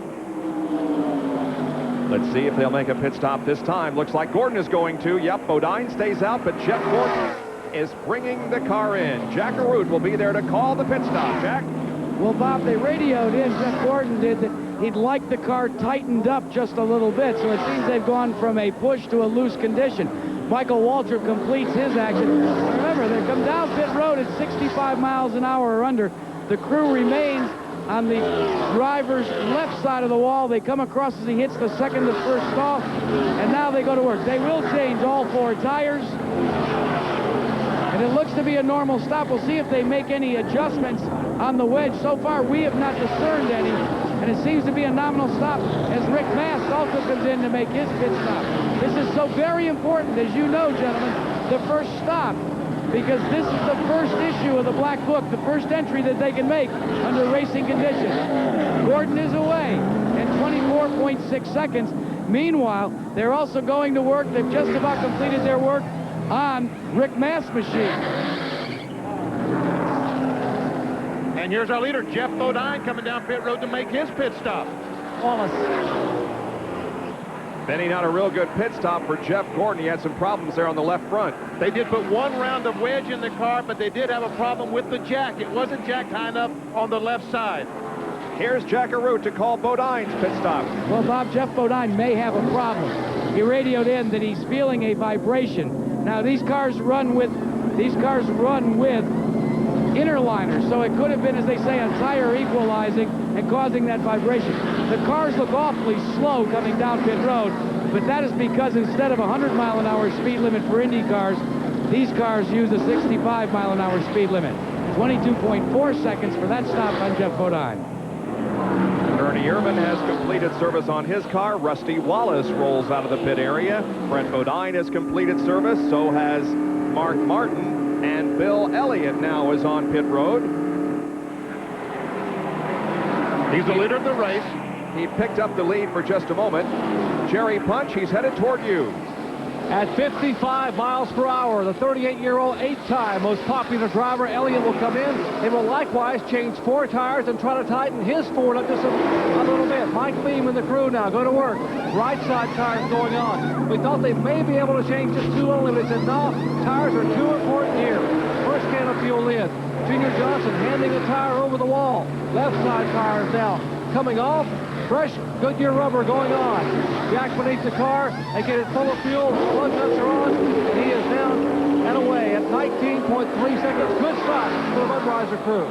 Yes, indeed. Elliott with a good pit stop. Of course, the cars enter the racetrack on these acceleration lanes. So Bill Elliott working back up to speed after completing his first pit stop. Now, Todd Bodine in car 75 coming in the pits here, picked up the lead for the moment, but now he relinquishes it to come in for his pit stop. Todd Bodine, who ran so well in the Daytona 500 and has run several good races this year, is in the pit stops in the pits for service and the jack down on that car. And the jack fell on that car. Slowed him down probably 5 seconds, Bob. This is going to be a very slow pit stop for Todd Bodine. They're just now getting over to the left side of the car and getting it jacked up. You can see the clock ticking up in the right-hand corner of your screen. And once again, he can't get the jack up high enough. Look, 30 seconds. And finally, at 33.8 seconds, Todd Bodine rolls back out. The 77 car of Greg Sachs is now the leader of the Brickyard 400, but pit stops are being made. You're watching live coverage of the inaugural Brickyard 400 live on ABC Sports, and we'll be back with more after this message and a word from our ABC stations.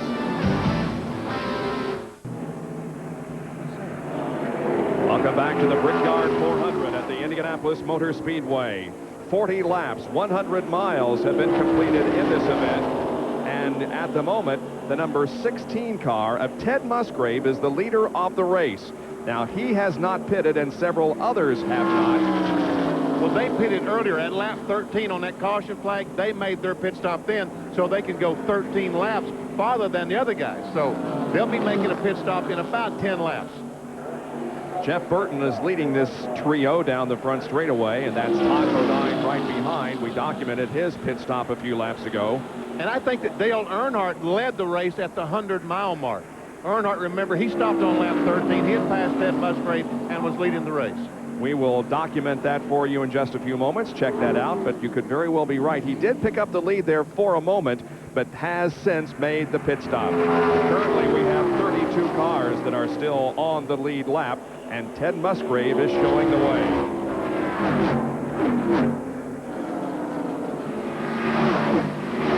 Of the cars that made that series of pit stops in our last sequence, Bill Elliott is leading those cars, and Jeff Gordon is second, Jeff Bodine is third, and there goes our leader, Musgrave, heading toward the pits.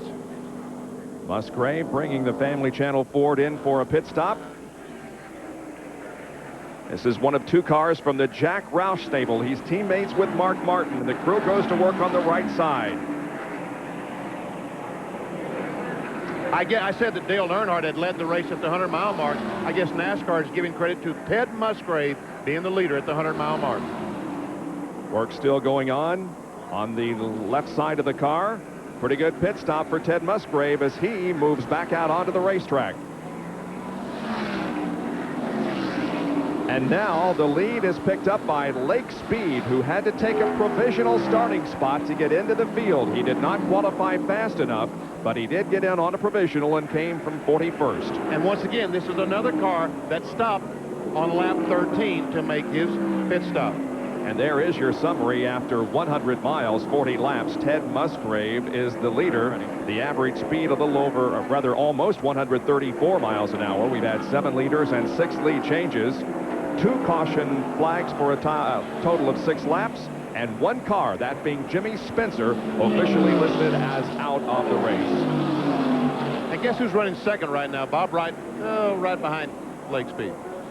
Looks like that A.J. Foyt might fall into that category. Lake Speed leads, and running second at the moment is A.J. Foyt. There he comes out of turn number 2. Here's our host for the afternoon, Paul Page. All right, Bob. Now, everybody grab a 3x5 card. It's time for the Budweiser Pace Car Sweepstakes. The 100-mile leader was Ted Musgrave. So write down Ted Musgrave on your 3x5 card, and you could win one of 4 1995 Chevrolet Monte Carlos, the official pace car of the Brickyard 400. Now be sure to stay tuned for the 200-mile leader for your second chance to win. Brought to you by Budweiser, the king of beers. All right, Paul, Ted Musgrave was the leader at the 100-mile mark, but he has made the pit stop, and therefore falls back into the scoring serial back to 31st position. There is A.J. Foyt, who is in second position at the moment, and right behind him is third place, Harry Gant. There goes Harry Gant. Well, you know that Harry has to be thrilled about making this event because he is, of course, in his final season of NASCAR Winston Cup competition. He's already announced that he will retire at the end of the year. And, of course, we don't really know when or if A.J. Foyt will ever retire. No. A.J. Foyt started 40th. He's running second. Harry Gant started 42nd. He's now running third. A.J. Foyt first came to the Indianapolis Motor Speedway in 1958. Wow. And was involved in the big crash over in turn number 3. And when he got out of the car after that day, he said he didn't know whether he really wanted to be in this business after getting through that crash. But of course, he participated in 35 consecutive Indianapolis 500s. And as I indicated, was very happy to be part of this inaugural Brickyard 400 NASCAR Winston Cup race. He's in second position. The leader is Lake Speed after 45 of 160 laps. We'll be back with more after these messages. ABC Sports coverage of the Brickyard 400, brought to you by Pennzoil, the motor oil that you can rely on for performance, protection, and quality. Chevrolet, one car company has won more races in the history of NASCAR, genuine Chevrolet.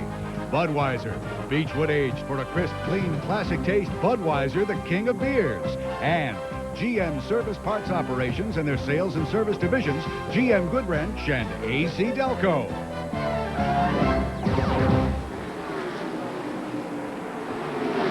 Budweiser's aerial ambassador providing the overhead shots, and there is A.J. Foyt, who we think ran out of fuel because he slowed dramatically in turn number 2. Here's Gary Gerald. Well, we believe that's the case as well. The crew immediately going to work to service the car, but he came in dead stick. There was no power. They're going to get the ether now to spray underneath the vent up on top. It's sometimes difficult to get started. There's a couple of squirts as they work on the left side tires. Foyt, of course, has had such great success over so many years here. For the first time in a stock car, now he fires the engine. They still haven't completed the left side change. So a man who gave his many fans such a thrill to get up with the front runners on that exchange of pit stops down off the Jackson, now rolling. And Jeff Gordon picks up the lead once again.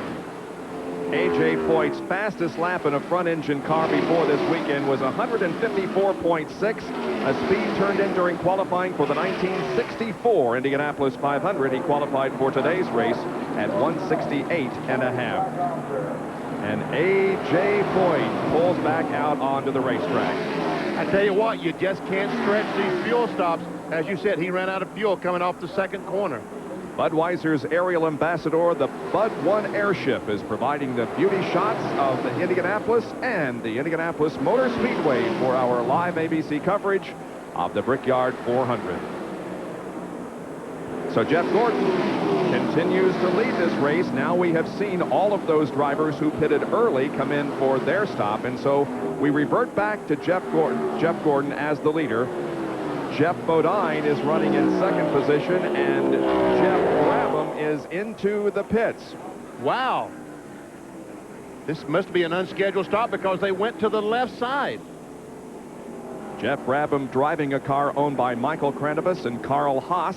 Michael Kranivus, a former director of special vehicle operations for Ford, and Carl Haas, of course, an IndyCar owner, putting together their knowledge into this NASCAR Winston Cup effort that has performed very well under Jeff Brabham in the Brickyard 400. A good battle here for second position as Jeff Bodine is just ahead of Bill Elliott, with whom we ride.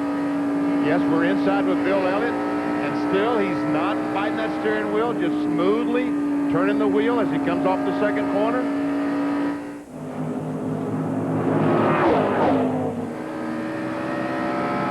Couple of Fords. Jeff Bodine has a Ford, Bill Elliott has a Ford, but Jeff Gordon has the Chevrolet in front.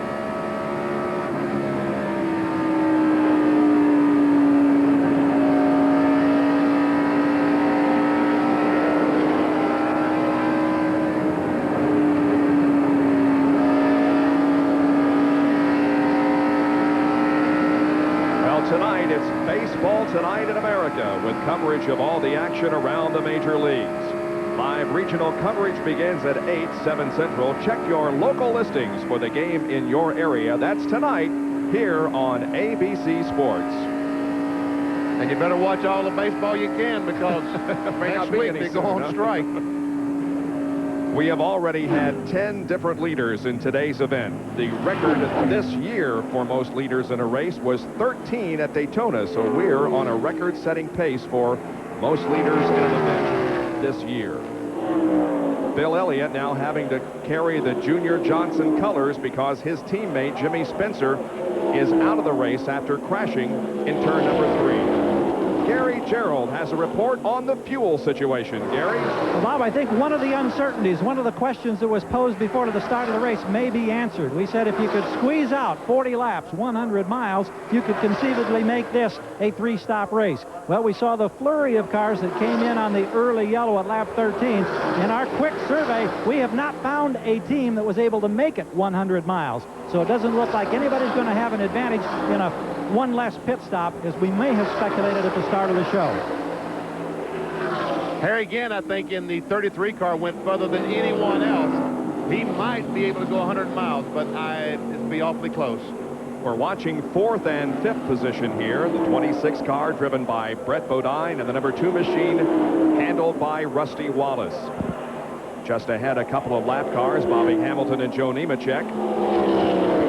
Brett Bodine, one of 3 Bodine brothers in the race today. And of course, there were 3 brothers that competed here in Indianapolis in the 500 back in 1982, the Whittington brothers.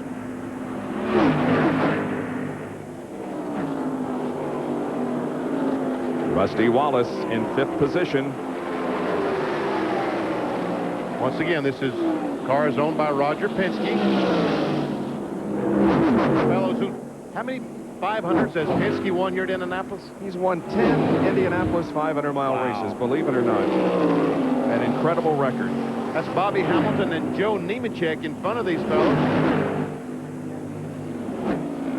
That's Hamilton in the black number 40, Nemechek in the 41. And they're running 32nd and 33rd a lap down. And now Bodine moves to the inside of Nemechek and passes him.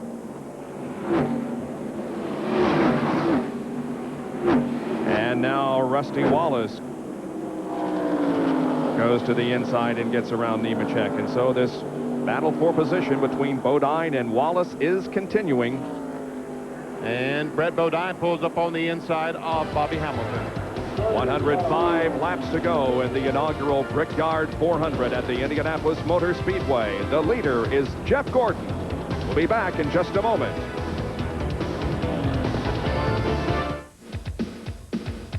Chevrolet presents the road to the Brickyard.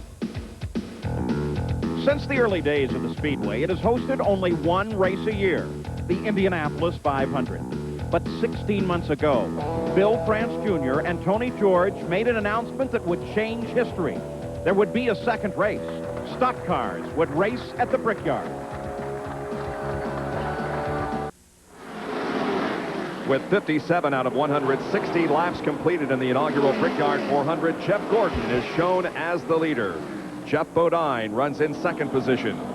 Bill Elliott is in 3rd. Brett Bodine, 4th. And in 5th position is Rusty Wallace. Here's Jack Arute. Well, Bob, Jeff Bodine is a very special crew member this afternoon. Tanya Tucker, Country and Western Star, and you're here in the pits enjoying yourself. I'm having a great time. I mean, Jeff Bodine is the reason I'm here because he's the one who's got me into NASCAR. What was that conversation like when he first tried to entice you to come to NASCAR? What did Jeff tell you? Well, actually, Jeff was a big fan of mine, and he brought his whole racing team to see me at Dollywood for about 3 days. We became very good friends, and I guess when you have a friend that does something so wonderful as race cars, hey, I get into it. And it's really special that I can be here today and watch him race.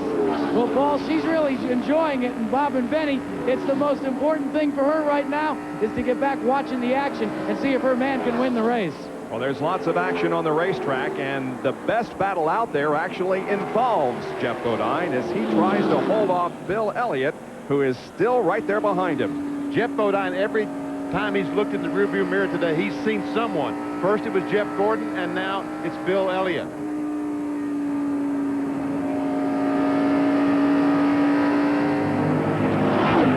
It's been a long time since regular visitors to the Indianapolis Motor Speedway heard the drivers get on and off of the accelerator. In an Indy car, you're flat out all the way around, but as we heard when we were riding with Bill there just a second ago, you got to back off and hit the brake going into the corners in these stock cars. And going to all four corners, you back off and hit the brakes.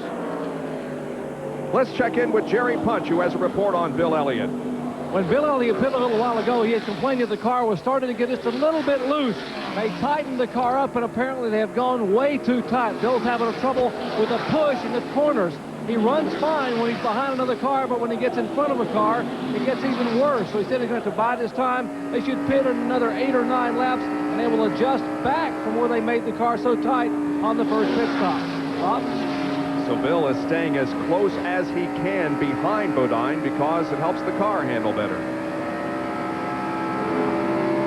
But you really can't tell that Bill Elliott, by watching his hands on the steering wheel, Bob, you really can't tell he's having a problem because still he isn't really fighting the car. You see as he turns. You see he's never keeping that wheel all the way to the left. If he kept it all the way over there, you would know that he had a pushing problem. But every once in a while, he goes back to the right like he's trying to catch the back end.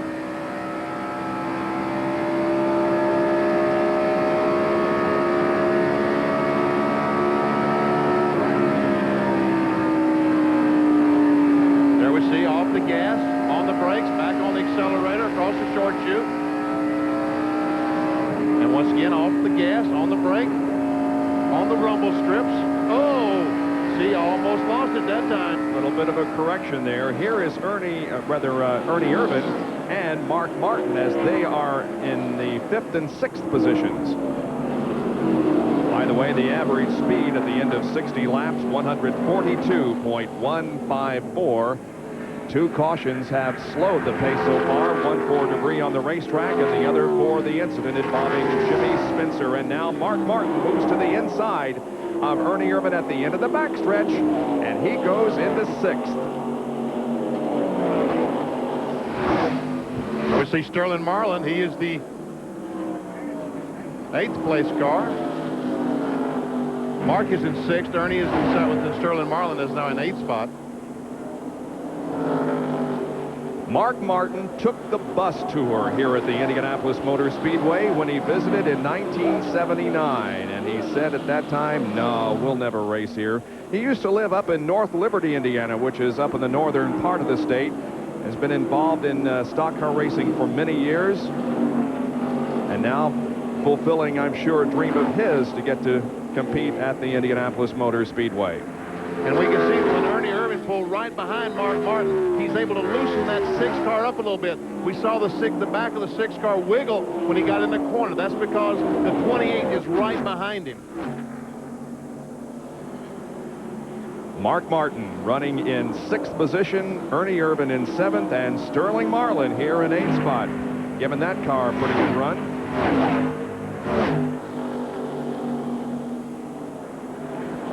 We understand that the 26 car of Brett Bodine may be losing some fluid. He is running in the 5th position, so we'll keep an eye on that for you as we watch Mark Martin and Ernie Irvan. There goes Jeff Purvis and Sterling Marlin. That's Jeff Purvis in the yellow and red car, the Country Time. Mark Martin pulled over trying to get a little draft off Purvis down the straightaway. Purvis pulls over to the inside of the track to give the faster cars a lot of room. Purvis is running in 31st position. He is 1 lap down to the field. Jeff Gordon continues to lead here in the inaugural Brickyard 400. We'll be back with more from the inaugural running of this race after these messages and a word from our ABC stations. At the Brickyard 400 at the Indianapolis Motor Speedway, and pit stops are being made once again. Green flag pit stops. This is Mark Martin getting service on the left side of the car now. We saw them put 1 roundup wedge in the car, and the right rear tire rolled all the way across pit road. Finally, one of his crew runs over, gets the tire. As others come down, Rich Bickle making a pit stop. So is Jeff Purvis, and that car isn't moving. No, it's not. Something's wrong. I don't know. He did not get the car going. Now he's up to speed.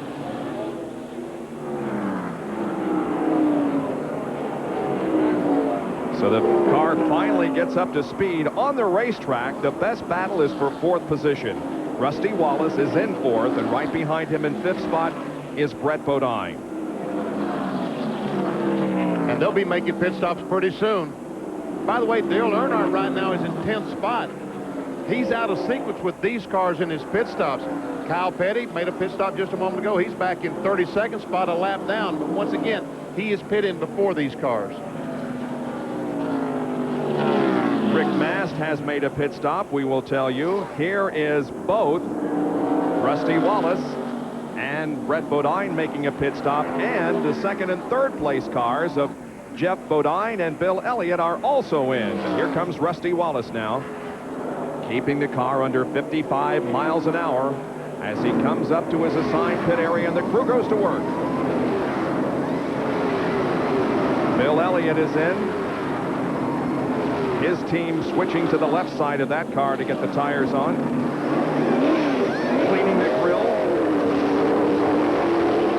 Elliott is back underway. Rusty Wallace is finished with his pit stop.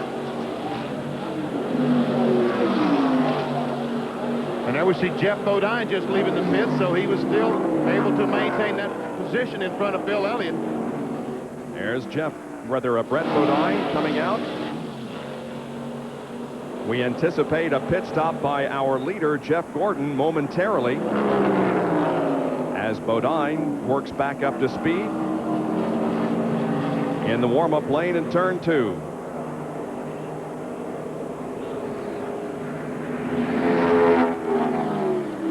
As we watch Brett Bodine, I will tell you that Ernie Irvin's on the pit road. Ernie Irvin is in for a pit stop. You saw Dale Jarrett pull in just ahead of him. Robert Yates crew, and here's the leader, Jeff Gordon, coming off the racetrack and down pit road. Jeff has to be careful not to break the speed limit of 55 miles per hour. And Jack Arute is in Jeff Gordon's pit. Here he comes. Well, Bob, so far, Jeff Gordon has decided to try and run as conservative a race as possible. It's hard to believe when you see the speed that he's setting. But they are going to go ahead and just change 4 tires. Still, no chassis adjustments on the car. Now, the pit stall directly in front of Jeff Gordon belonged to the pole sitter, Rick Mast. During his pit stop here, they had a problem as Gordon goes away. During the pit stop for Rick Mast, he encountered some problems. The car did not fire, but they finally got it fired, but it has dropped him way back in the standings under these green flag conditions. Did you see the tire mark on Jeff Gordon's car on the 24 on the left side? He's definitely had contact with someone. Here, maybe we can tell what happened. That is Jeff Bodine to his inside. Jeff Bodine is trying to get by him, and Jeff Gordon is trying to go to the pits, and they make contact. This was out of turn 4. Jeff was trying to get to the pits and had made some contact there with Jeff Bodine. Man, I tell you what, we saw the fella changing the left front tire look at the fender, and I don't know if it was rubbing the tire or not. And look, the left front is flat. Look how close the front of the car is to the ground. Dale Earnhardt comes in. He gives up 4th position to make a green flag pit stop. Earnhardt has had problems since the very first lap, but trying to fight his way back up into contention. The Richard Childress crew waits on Dale. Now, because he is the series champion, he gets first pick on where he wants his pit to be, and of course he chose the far south end of the racetrack down by turn 1.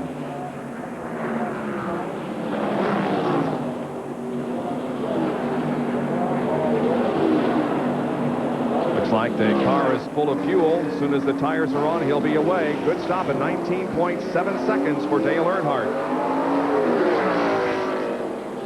The lead is now held by Greg Sachs. Here he is running in a bunch of cars off the 4th turn. That's he in the white car right in the middle. Dave Marcus the yellow car in front.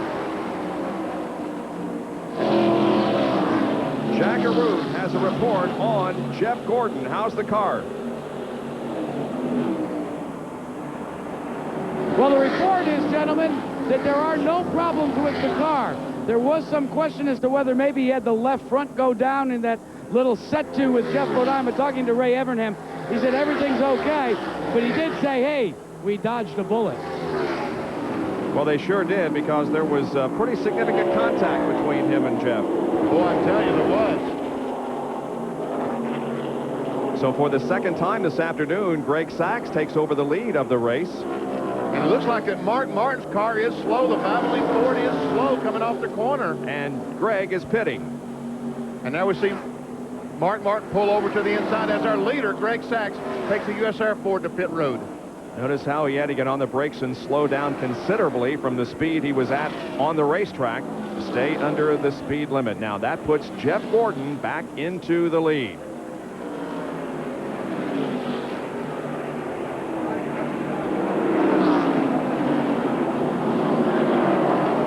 Greg arriving at his pit area. They go to work on the right side. And Bill Elliott comes in the pit with an unscheduled pit stop as we're watching Greg Sachs. Here's Bill once again. This is the second time in 3 or 4 laps that he's been in. Well, I don't think they got the left front tight when he was in the pits the last time. And rather be safe than sorry, they came back in and changed that left front again. Good, Bobby.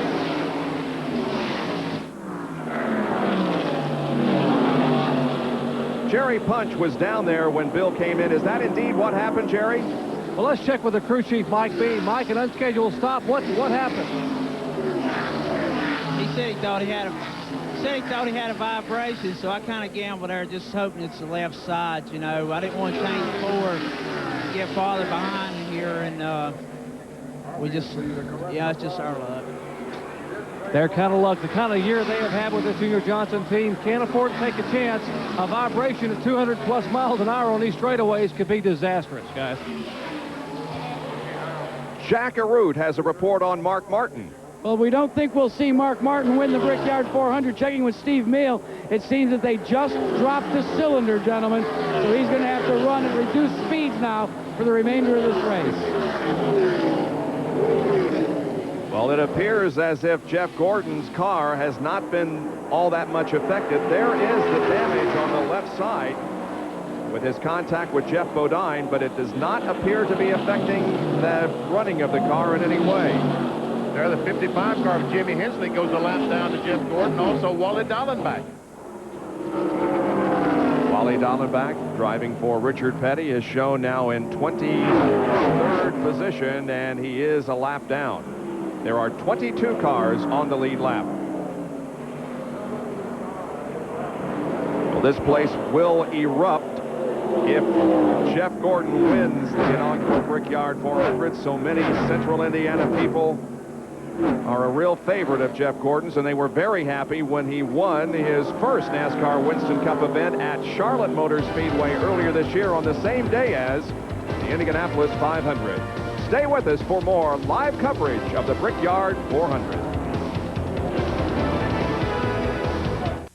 Indy 500 champ Al Unser Jr. is taking the circuit by storm. He goes after his 6th win this season at the Miller Genuine Draft 200 next Sunday here on ABC.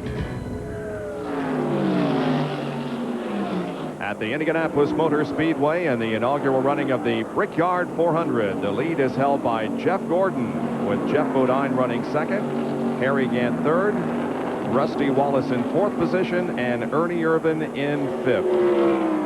More than 300,000 fans here. Well, we don't know exactly how many because the Speedway never tells us, but we assume somewhere a little over 300,000. By far the largest crowd that the NASCAR Winston Cup drivers have ever performed for, and probably the second largest crowd in motorsports history next to the Indy 500. I tell you what, a huge lot of folks here.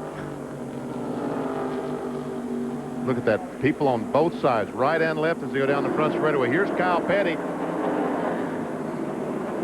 He is half a lap away from the halfway point. And a caution. We have a caution. The yellow flag is waving by Doyle Ford.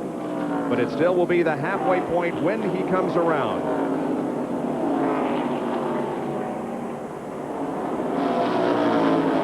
And Kyle Petty is going to save that lap, and this is a huge break for Harry Gant. Remember, he is not pitted. He's in third place. And there our leader, Jeff Gordon, takes the caution flag, so a huge break for Harry Gant. And was running in third position, had not made the stop, so he will be able now to make his pit stop under the caution. Well, our host, Paul Page, has a report. Paul? Well, Bob, it's time again for the Budweiser Pace Car Sweepstakes. The 200-mile leader, as you saw, was Jeff Gordon. Now, write down Jeff Gordon on your 3x5 card, and you could win one of 4 1995 Chevrolet Monte Carlo, official pace car of the Brickyard 400. Stay tuned for the 300-mile leader for your next chance to win. Brought to you by Budweiser, the king of beers.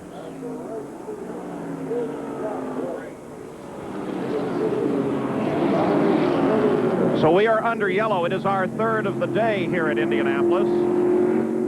Again, a check of the race course. The only yellow involving contact with the wall was when Jimmy Spencer got into the wall and suffered some injury to his shoulder. They sent him off to Methodist Hospital so that they could x-ray and make sure he's okay. Now tomorrow on ABC, it's America's Funniest Hour. And then Clark Seeker may be revealed on Lois and Clark.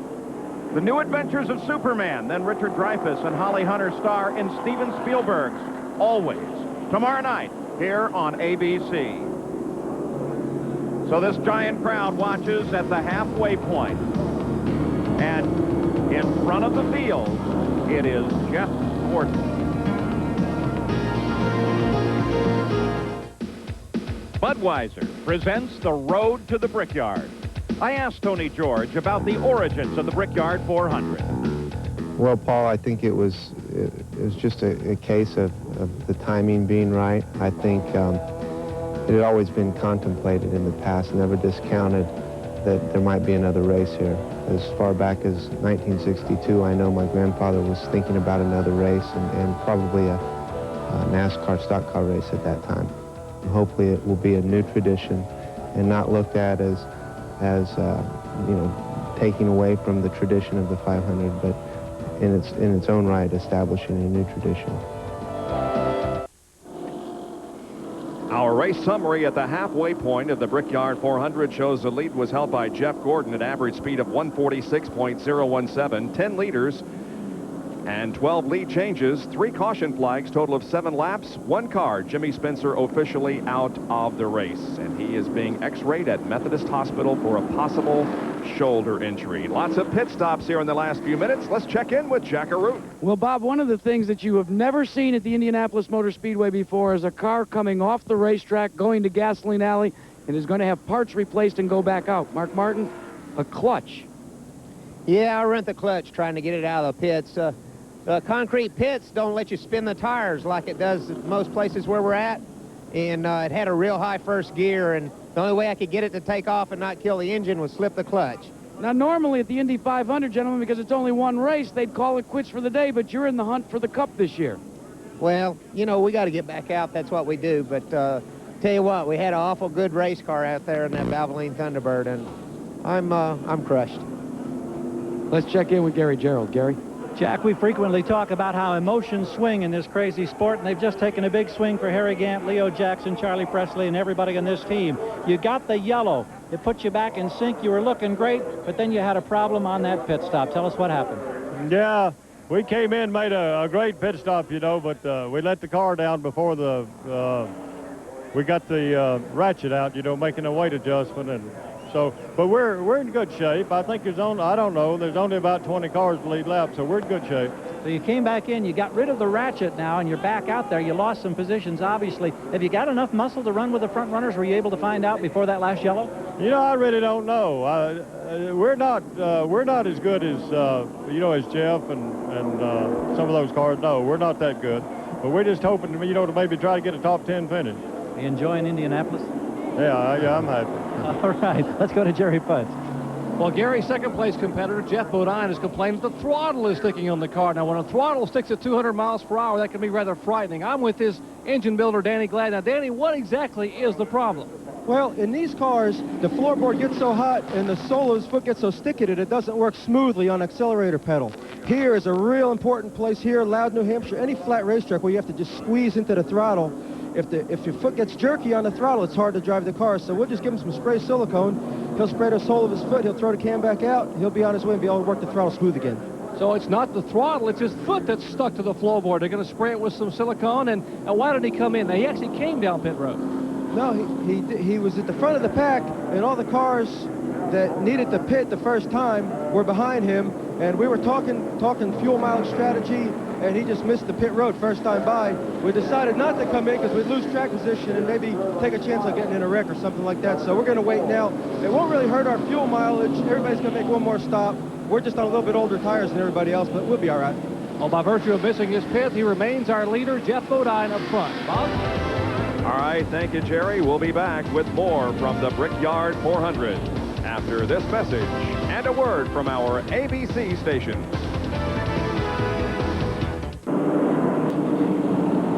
Welcome back to the Indianapolis Motor Speedway and ABC's live coverage of the inaugural Brickyard 400 NASCAR Winston Cup race. Now, there is Dale Earnhardt, the number 3 machine. He lost considerable track position all the way back to 19. I guess he had a little bit of a problem on his pit stop, Benny. And I think he went back in the pits to correct something.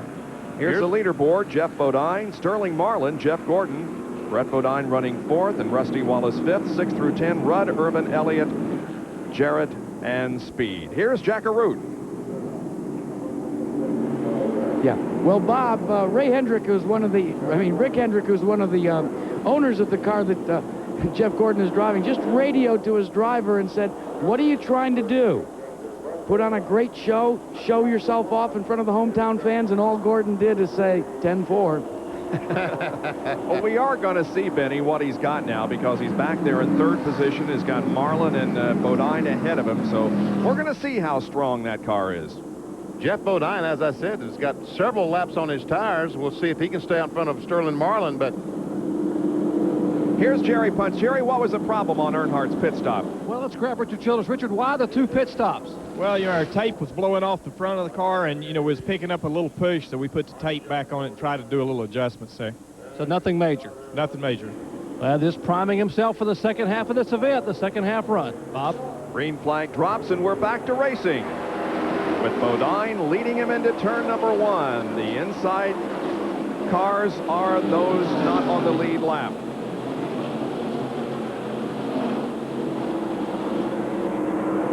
There we see A.J. Foyt, the black car on the inside, being overtaken by Brett Bodine, Rusty Wallace. He's 3 laps down in 39th position, A.J. Foyt is. Gary Gerald, we understand that Foyt had a problem in the pits. Indeed, he did. The car came off the jack, Bob, and one of the crewmen, V.S. Hilton, suffered an injury to his right arm, and the safety crew is here. They've taken him in for treatment now, but it was a costly stop for Foyt as the car came down off the jack. Turned out to be costly for the crew member as well. Not a serious injury, we believe. Let's hope that the injury was not serious. Riding with Bill Elliott there for the moment, and now we see Jeff Gordon go to the inside of Sterling Marlin and grab 2nd.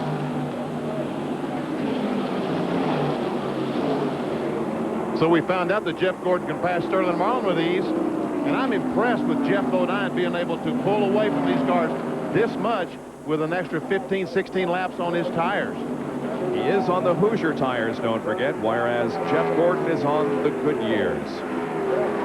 There's Brett Bodine overtaking Bobby Hillin going in the corner. Brett Bodine is having a great race. Now we're going to replay Dale Earnhardt's pit stop. Dale Earnhardt's pit stop. Richard Childress talked about coming in the pits. We see him going to the left front. Also going around to the right front, putting some tape on the car. That helps the car, the downforce on the front of the car, helps the car glue to the racetrack a little bit better.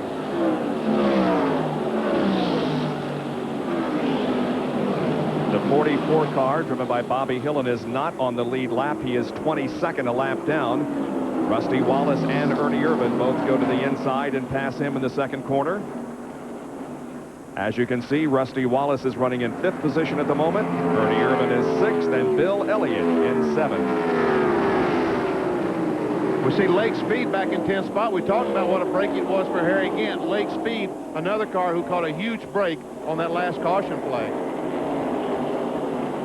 Wallace, when he came here to test for the Brickyard 400, brought 4 cars and 9 engines just to find out which one would run better here at the Speedway.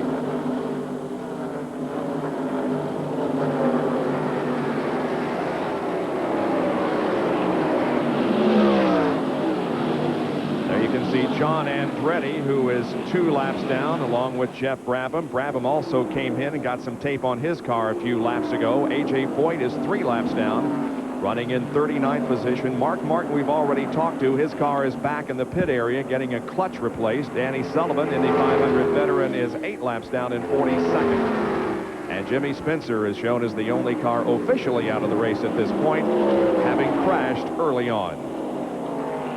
We see Brett Bodine has caught Sterling Marlin. Brett is having a great run, Benny. He is having a terrific run today in that Quaker State Ford. Of course, the Kenny Bernstein team was very happy when their IndyCar effort produced a winner in the Michigan 500. And Jeff Gordon has caught Jeff Bodine. And we watch from the blimp this battle for the lead as Gordon comes in on Jeff Bodine.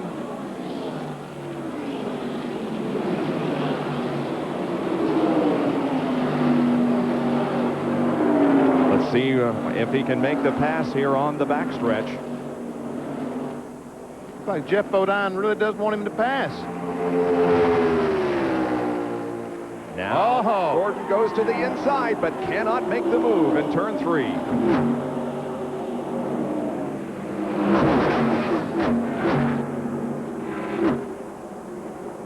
Looks like Jeff Gordon catches him right at the end of the straightaway, but not able to get alongside enough to make the pass.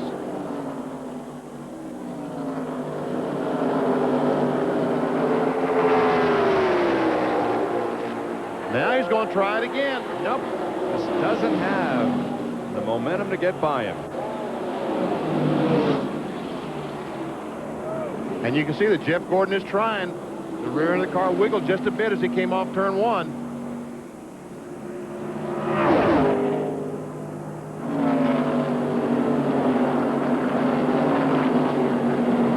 Does he want to take the lead at this point, Benny? Oh, yes. He wants to lead this thing.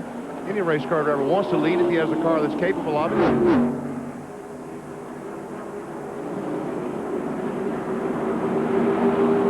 10 drivers have led so far in this race today. We understand that Jeff Bodine is scheduled to pit in about 13 laps, Benny, somewhere around there. Boy, he's going to be really out of sequence with the rest of the cars. He really is. Unless there's a caution between now and then, he'll be way off sequence. Now, if all these cars have to stop twice before the end of the race comes around, that will not be too bad for Jeff Bodine. But if he has to stop twice and the rest of them once, he's got a huge problem. While we watch this battle for the lead, you know, this isn't the first time that NASCAR's top division has competed here in the state of Indiana. They ran a division race at the Winchester Speedway in October of 1950, and then there was a race in July of 1952 at the South Bend Motor Speedway, a half-mile dirt track. But without question, this is the biggest race that NASCAR has ever run in the state of Indiana. Did you announce either one of those races? I wasn't around back. Well, I was, but I wasn't in a position to announce them, Benny. Were you racing back then? Here's Gordon again, trying to get alongside. Can't make it. Thought maybe he had it that time. Looks like Jeff Gordon's picked up some push to me as he comes off the corner. Looks like he's not able to keep the car on the bottom like you would like to. Yeah, he's much higher exiting the corner. And A.J. Foyt has brought his car back into the pit area. They're changing tires on the right side. That's the Jim Bound pit crew, Jeff Henson and his crew, that stepped in to pit the A.J. Foyt car. You saw? Wow. Did he hit the wall? Well, he came very close to it. He was very loose coming off the third turn.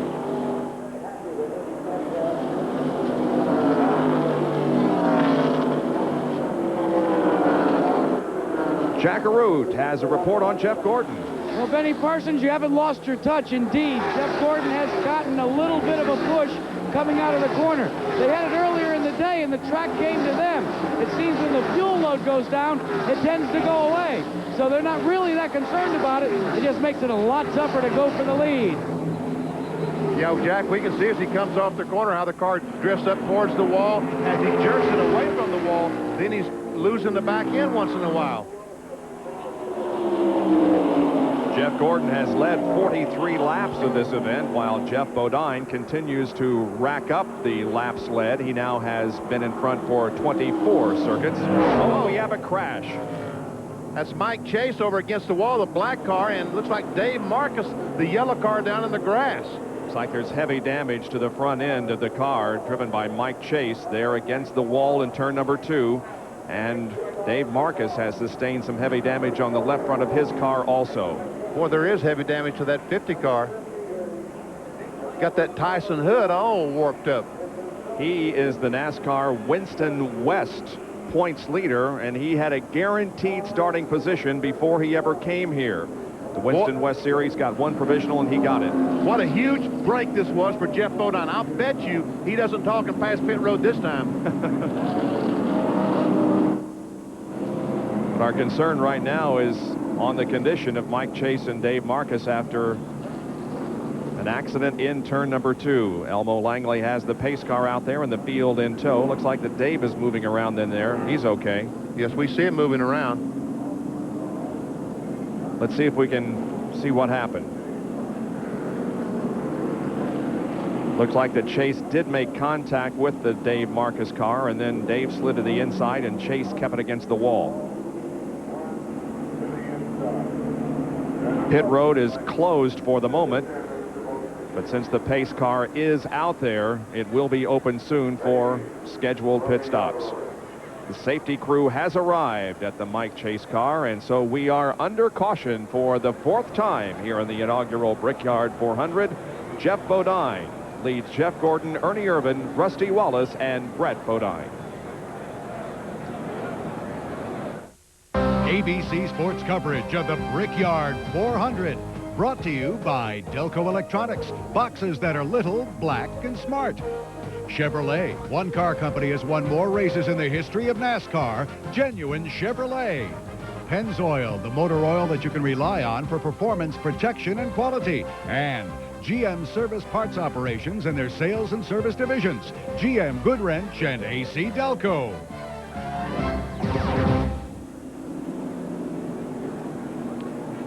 We're back at Indianapolis, the Brickyard 400. Some of those missing from today that the fans certainly wish would be here. With our coverage of ABC Sports here at the Brickyard, 2 of our technicians, Jimmy Shearer and Phil Tabusi, recently passed away. We feel their loss here very much as well. Mike Chase did climb out of that car with the help of the crew, so he appears to be okay. And we are under yellow, our second real accident yellow of the day here. The focus continues to stay on the front of the field, and we continue to watch Jeff Gordon. Monday night, ABC Sports will be in upstate New York as Jim Kelly leads his 4-time defending AFC champion Buffalo Bills against the rebuilding Washington Redskins in a primetime preseason special. Live coverage begins at 8 Eastern, 5 Pacific, Monday night here on ABC Sports. So we're learning things at the Indianapolis Motor Speedway, the presence of the Winston Cup cars. They can race side by side, and they can pass in the corners, and they can put on a great show. We have seen that throughout the afternoon. The Budweiser airship, 194 feet long. That's 2/3 the length of a football field. Floats over the speedway and helps give us some of the great aerial coverage. It helps give you a perspective of how these cars are maneuvering around the course. Out of the race thus far, Jimmy Spencer in the early going. And then in this accident, Chase and Dave Marcus, both out of the running. The only 3 cars of the 43 that started here today. So at Indianapolis, it is yellow under a bright blue sky and sunshine. The cars proving to be very, very sensitive to this race course, and the crews having some trouble adjusting to that sensitivity. But so far, there has been some terrific racing here at Indianapolis. Let's go to Jackaroo. Well, Paul, he had to use a provisional to get in. It looked as if he was going to have a great finish because he went to the front early. But now, Harry Gant, you're out. Yeah, the car, it just ran super. You know, we never did run real hard all day. We just sort of checking these tires out. The Hoosiers were doing a great job there. And the last time we was running, you know, we picked it up a little bit, and there wasn't any trouble to stay up, you know. And so I felt like we were going to have a real good finish today. But I broke an axle or something here now when I come out of the pits. A lot of people, Mark Martin mentioned the fact that maybe it was due to the concrete, that it's a little more difficult. You guys are used to having a pit road that was maybe a little more blacktop. Well, I don't know. It acted funny when I started the race. You know, it had a twitch in the back end, so I think one of the gears broke there where it's pulling the axle in. Well, Paul, they call him the old timer, and this is his first and last race in the Brickyard. Yeah. Let's check in with Gary Gerald. And we're alongside Robert Yates, who's keeping a close eye on Ernie Irvin. You started 17th, you're up here in 4th, and you've been slowly, quietly working your way into contention. Are you happy with the way the day's progressing thus far? Well, you know, we've been a little spoiled. We usually go right straight to the front or start near the front and lead all the laps. And, you know, we feel pretty bad right now, but, you know, we're keep working on the chassis a little bit, and the engine's a little bit soft, but we want to be here all day, and if we can keep this pace up, we might win this thing yet. Number 1 in points, and they've still got some optimism here as we go to Jerry Punch. Paul Andrews, a crew chief for Jeff Bodine. And Paul, you guys were high-fiving and jumping and up and down after that pit stop. You think you'd won the Super Bowl. Why the excitement? Well, it's a good pit stop. It's a 17.5-second stop. We come in first and went out first, and that's a good deal for us. You know, you know, we still got another stop to go here on this race, but anything can happen. We're looking forward to the rest of it and think we can win it. Hoping to take this Exide Auto Express forward to victory lane. We'll just have to see what happens here. Update the tire situation. You got to be very pleased the Hoosiers showing well. Oh yeah, they're showing real good. You know, if we had a little more tire temperature, Bob, we could be a little bit faster. Maybe next year we'll be a little bit better. But this is a real good tire. Hoosier made a real good tire here today, and we're extremely happy with it. He's talking about Bob Newton, the president of Hoosier Tires. And Paul, normally they complain about having too much temperature. Here they're complaining about not quite enough. Yeah, it is unusually cool here in Indianapolis for the month of August. Here is the pit summary of the cars as they went into the pits and how they came out. So you can see there have been some changes, and look, Darrell Waltrip moved up into 3rd place at the Brickyard 400. Pennzoil presents the Road to the Brickyard. NASCAR has evolved from the short tracks and the beach racing of the 1950s to its present status as a force in professional sports. Now, with the running of the Brickyard 400, Bill France Jr. has made possible a dream of all race car drivers. You have to remember that for years and years, and to a large degree today, that one of the goals of most every race driver born in America was to race at Indianapolis. And somebody that elected to go to have a stock car career, that wasn't possible. Today it is. We are live at the Brickyard 400 at the Indianapolis Motor Speedway. And the cars have run a half a lap under green. Brett Bodine is the 11th leader of the day. And with his lead, he becomes the 3rd Bodine to lead in the event. And there was contact between Jeff and Brett. Looks like there might have been some contact between those two cars because Brett got his car. And a Jeff Bodine spin coming off turn 4 right in front of the entire field. Look at everybody going to the inside to try to avoid the trouble, some coming down pit road. Well, you saw there contact between brothers, Brett and Jeff. There was minor contact of the two in turn 3, and when they come off turn 4, it looked like there was more contact, and Jeff spun around in front of the entire field. There's Dale Jarrett, whose car has been severely damaged in the incident. Looks like only 2 cars involved in this, Jeff Bodine and Dale Jarrett. Amazingly, because there were a lot of drivers that were coming down on the Bodine and Jarrett cars, but somehow they avoid hitting them. Jeff is okay. You can see him climbing out of his car and waving to the fans. Now the safety crews are at Dale Jarrett's car. Now let's take a look at the initial contact in turn 3, Benny. Go down in the corner. That's Brett in the green car, Jeff in the black number 7. And that just a little bit of a nudge. And Brett gets the car a little bit out of shape. Now then, we're going through the short chute between 3 and 4. Jeff takes the lead from Brett. Goes in the corner. Brett comes down. Is there contact? Yep, just a little bit of a touch. Around goes Jeff. Brett's able to get by while the car is spinning. The roof flaps come up, do their job, keep the car on the ground. Man, oh man. There is Jeff Bodine assessing the damage. Now this is from Darrell Waltrip's roof cam. They have just touched. Let's see how Darrell maneuvers through. Boy, Benny, you just hope the smoke clears enough that you can see to get by. Well, folks, you saw what Darrell Waltrip saw for a couple of times. Nothing. All you can see is the smoke. It's just a matter of taking a chance from another angle. There's the contact. Jeff goes around. Brett escapes unscathed. And look how everybody avoids this incident. Many go to the left here, some down pit road. But as Brett comes back across the track, he makes heavy contact with Dale Jarrett. That's unbelievable. I wonder if there's a speed limit down pit road under this kind of a situation. It's a good thing there was a pit road there, or several of those cars would have been into the wall. Once again, here's from our speed shot.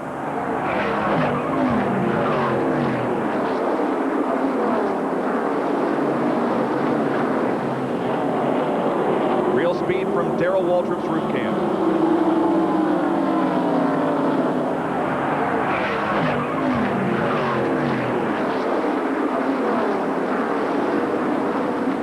It's just a matter of luck at that point when you see something go wrong in front of you. You just hope that you can avoid it, and he did.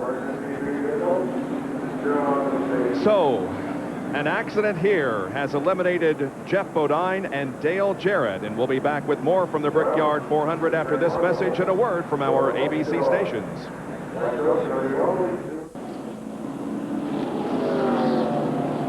Our 5th caution of the day is out because of an accident in turn number 4. Here it is in replay. Jeff Bodine gets a tap from his brother, comes off the corner. Now these guys are just dodging. And look like, and there Dale Jarrett comes in. And Earnhardt makes some contact right there. He hits A.J. Foyt's car, looks like. We don't quite see him make the contact. In any case, a very serious-looking accident. Here is Jack Arute. Well, Dale Jarrett trying to get some refreshment back, build some liquids back. What happened out there? It looked like melee on the front stretch. Yeah, I guess somebody turned the 7 car, and they told me to go low, and that's what I saw, and I went low, and as I was going by, I saw Jeff's car come off the wall. I messed up, basically. I thought he was going to come all the way down to the inside, and I slowed and was going to go back to the outside of him, and I should have kept on by low, and I could have probably gotten by, and just unfortunate. We had a pretty good race car here, and definitely something that could run in the top 5. We kept adjusting on it. It's just a shame that it had to happen. Bob, it never ceases to amaze me that after crashing at over 180 miles an hour, any driver could sit and recount what happened. That is amazing. Let's take a look at exactly what he's talking about now. Now, he's the green car. The green car right on the right side of the screen. You see, he's starting. Now he decides that Bodine is going to keep going across the racetrack, but all of a sudden, it looks like he might have some contact with the 28 car. All of a sudden, Bodine stopped going across the racetrack and spun and goes up and just about gets Schrader. Looks like Schrader might have gotten by okay, though. Now, when Dale Jarrett was referring to "they told me to go inside," he was talking about his spotters, and that's just another example of how important spotters are to these drivers. All right, well, let's take a look now at our race summary after 100 laps. Brett Bodine leading. The average speed, a little over 131 miles an hour. We've had 11 leaders, 14 lead changes, 5 caution periods for a total of 17 laps. 3 cars are out of the race. They are Spencer, Chase, and Marcus, and now we can add, since then, Bodine and Jarrett. In the pits is Dale Earnhardt, and they're looking at the right front of the car because he did have contact with somebody. I believe it was Foyt. Look at that huge pair of pliers, channel locks they have under there working on something. I guess they're trying to adjust the front end, also beat the fender away from the tire. Adjust the toe in is what I'm talking about. He'll probably come back in one more time and they'll check it with a string just to make sure it's straight, if they were in fact changing the toe in. Earnhardt moving back out onto the racetrack, and there are the spotters. There are 2 sets of them here because you can't see all the way around this track. These are the spotters that are stationed in turn 4, watching for things on the track that they can try to tell their drivers to avoid. Now, once again, let's go back and take a look at the initial contact between Brett, who is leading here, and Jeff coming up. Going in turn 3, Brett's leading the race.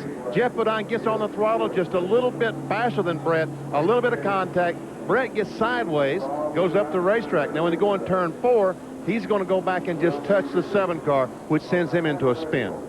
And again, we're talking about brothers here, Jeff and Brett Bodine, and well, I don't know, there's not much brotherly love displayed here. Watch Brett as he comes up in the green car and just touches the 7. And with the contact, he spun around, resulting in quite an accident. Here's Gary Gerald. Well, Jeff Bodine making the long walk back, and the high hopes of a great finish on this day at Indianapolis, this inaugural day, washed out. Now, was it contact with your brother? Can you tell us what happened? Yeah, we're really running good out there. Hi, Kathy and Barry back home. I love you guys. Yeah, Brett spun me out. We've had some family problems and personal problems between us here lately, and he just unfortunately took it out on the racetrack with me, and never expected he'd do it. He's my brother. I still love him, but he spun me out. When will you talk to it? Pardon? When will you talk to it? He won't talk to me, so maybe never. How about the disappointment, Jeff, the disappointment of having, you know, lost an opportunity on this monumental day? Well, I'm more disappointed about my brother. I love him, and I just don't like having problems like this. Boy, he obviously wants to get back in the emotion. It's heart-rending right down here. Wow, unexpected. That is a tough situation to be in, I'll tell you. Man, that's unbelievable. Yes, it is. Well, you know, they had a problem at Talladega in practice back in May, just before the Winston 500. And I think since then, they're really, they haven't had each other over for Sunday dinner. They have formed the 2 abreast lineup for the restart. Now, the question is, was Brett's car damaged in that incident? There wasn't any major contact, but he did get up very high and scraped the wall in the 4th turn, and maybe there was some damage to his car in the incident. Well, evidently he feels like the contact was insignificant. He doesn't want to lose the track position. The tires are fresh, so he's going to stay out there. Jeff Gordon is lined up right behind him. Darrell Waltrip is now in 3rd position with Rusty Wallace 4th and Ernie Irvin running in 5th position. We're getting set for the restart here. When they come down, they'll complete 105 out of 160 laps. As Jeff Burton on the inside, the blue and white number 8. Jimmy Hensley in 55. Burton is 19th. Hensley is 20th. Bobby Hill in the black number 44. He's 21st position. Joe Nemechek being shown in 22nd. Wally Dallenbach in 23rd. Greg Saxon 24th. As the field moves off of corner number 4, looking for the restart. Doyle Ford looks them over very carefully as they come down slowly. Now he raises his right hand and displays the flag, and we're back to racing. They restart the race in 2nd gear, shift to 3rd gear, and then the 4th. Well, I tell you, Jeff Gordon really came down on the Jeff Burton automobile. Burton slides up the racetrack right in front of Darrell Waltrip. The most dominant car, if there indeed has been one so far in this race, has been Jeff Gordon. The rest of the field comes off the corner. Look at this movement down the backstretch. 3 abreast, 4 abreast in some locations. And Gordon now takes a look to the inside in the short chute. Is he going to get the lead here in turn 4? Yes, he does. Gordon goes back into the lead. And look at Jeff Burton. He's able to pull back right up on the back bumper of Brett Bodine. He is a lap down. And that number 8 car.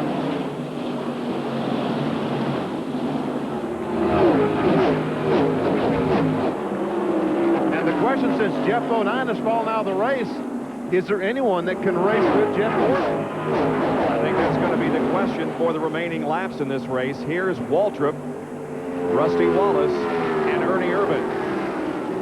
Rusty in fourth.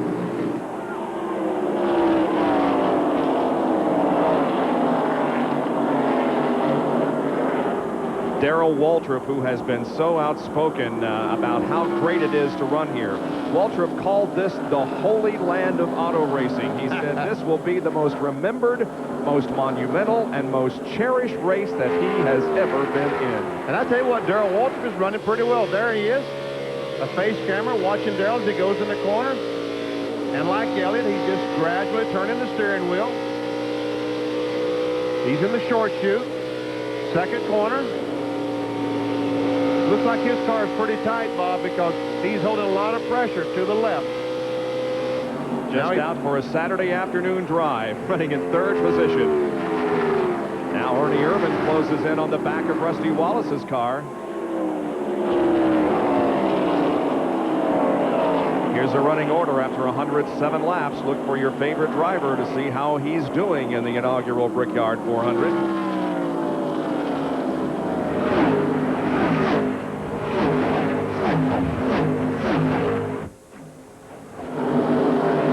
Earnhardt 15th, Kyle Petty in 17th position.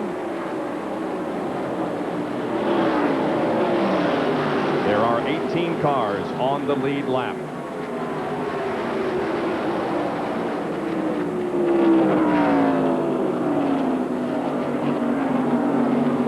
Sean Andretti in 30th position.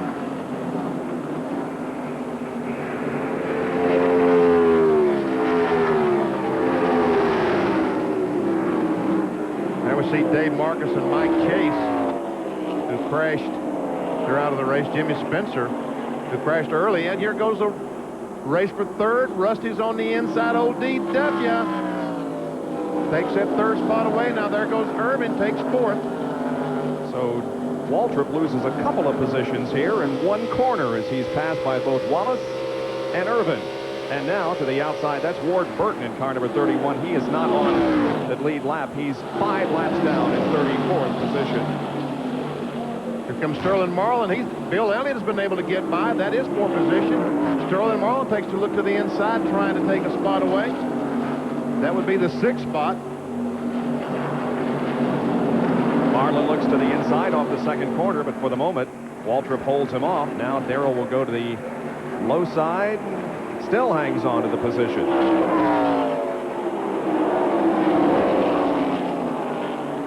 Now watch Sterling as he comes off the corner. He'll try to get alongside Darrell. Can't make it.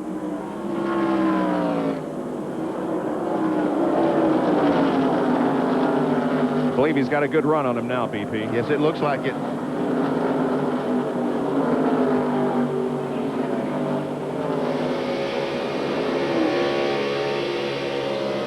There goes Sterling Marlin cleanly by Darrell Waltrip into turn number 1.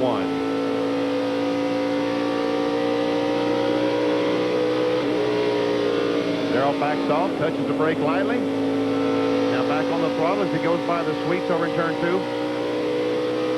All right, now let's take you back just a few minutes ago to the incident between the brothers, Brett Bodine in 26 and Jeff in number 7. There were 2 incidents of contact. This was the first. Going in turn 3. The 26 car, Brett, gets a little tap from the 7, his brother Jeff. Now going in turn 4, he's going to return the favor. But unfortunately, it's not a love tap. It's pretty serious, and it sends the 7 car into a spin right in front of the entire field. This was for the lead of the race. Around goes Jeff. And there's about 40 of them bearing down on him right now. Dr. Jerry Punch has more on this family feud. Unfortunately, Bob, a classic case of brotherly shove involved here. And since Brett Bodine cannot speak for himself and still in the car, I am with his wife, Diane. And Diane, you have spoken, but what did Brett say on the radio happened? Brett said Jeff had got right up behind him to make the pass, and his car got loose. And Jeff dove in front of him, and he didn't run into him intentional. I heard Jeff's quote that they had been having family problems, but Brett's just upset that everybody has family problems, but he would never intentionally try and knock his brother in a wall for fear of hurting him. You know, what happened, he feels terrible, but what happened was certainly never anything intentional. So personal problems aside, nothing would ever happen on the racetrack between these two. Exactly. Brett would never knock Jeff into a wall.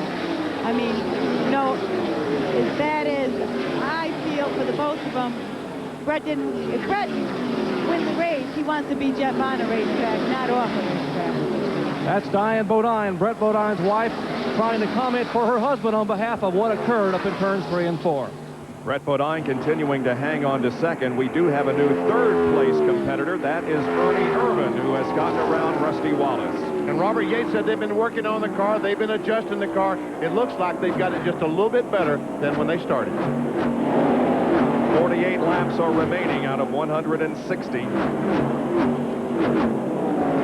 Right now, Jeff Gordon has a rather comfortable lead on Brett Bodine as they move down the straightaway. But then behind Bodine, a good battle is going on. The car there running second in line is Jeff Burton. He is not on the lead lap. He is in 19th position, a lap down. We'll be back with more of our live coverage of the Brickyard 400 after 112 laps. It's Jeff Gordon, Brett Bodine, Ernie Irvin, Rusty Wallace, and Bill Elliott.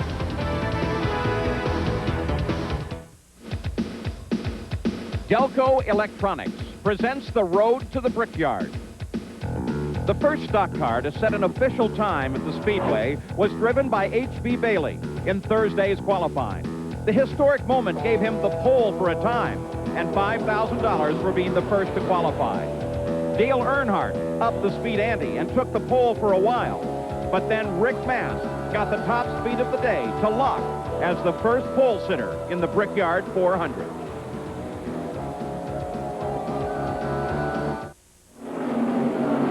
Positions are changing here in the Brickyard 400. Jeff Gordon remains the leader, but Ernie Irvin has moved to second.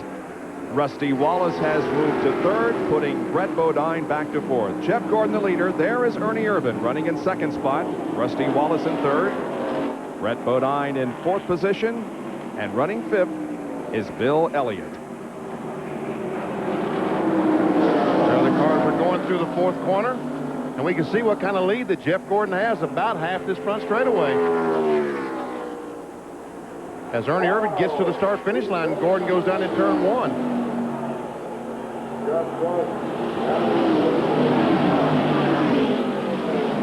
Irvin is, of course, the NASCAR Winston Cup points leader going into this event with a 16-point edge on Dale Earnhardt, who, by the way, is running in 13th position. Earnhardt is running 13th. A.J. Foyt is in 33rd position. He is 4 laps down to the leader. A.J. really caught a tough break when he ran out of fuel coming off the second corner. Yes, he did.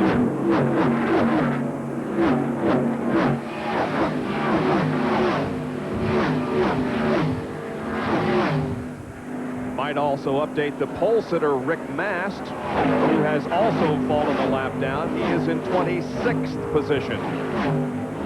There comes another Bodine, Todd Bodine. By the way, all 3 Bodines have led the race today. Yep. As a matter of fact, 2 pairs of brothers have led the Indianapolis 500. Louis and Gaston Chevrolet and Bobby and Al Unser. But today we did have all 3 Bodines taking a crack up front.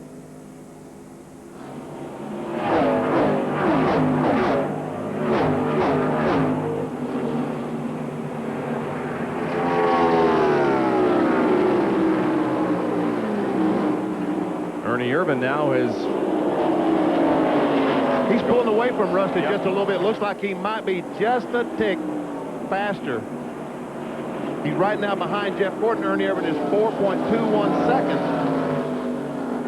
And we'll keep track of that and see if Ernie is gaining or losing ground to the leader. The highest running rookie in the race is Jeff Burton, who is in 19th position, a lap down. There is Bill Elliott. And there is Jeff Burton, yeah. Here's Elliott. Ward Burton, that's the car direct in front of Bill Elliott. As you mentioned a moment ago, he's 4 or 5 laps down. Another set of brothers. Yes. whatever problem caused Ward to get 5 laps down, he has corrected because he passed Bill Elliott and drove away. Or didn't drive away, he's just a few car lengths in front of Bill.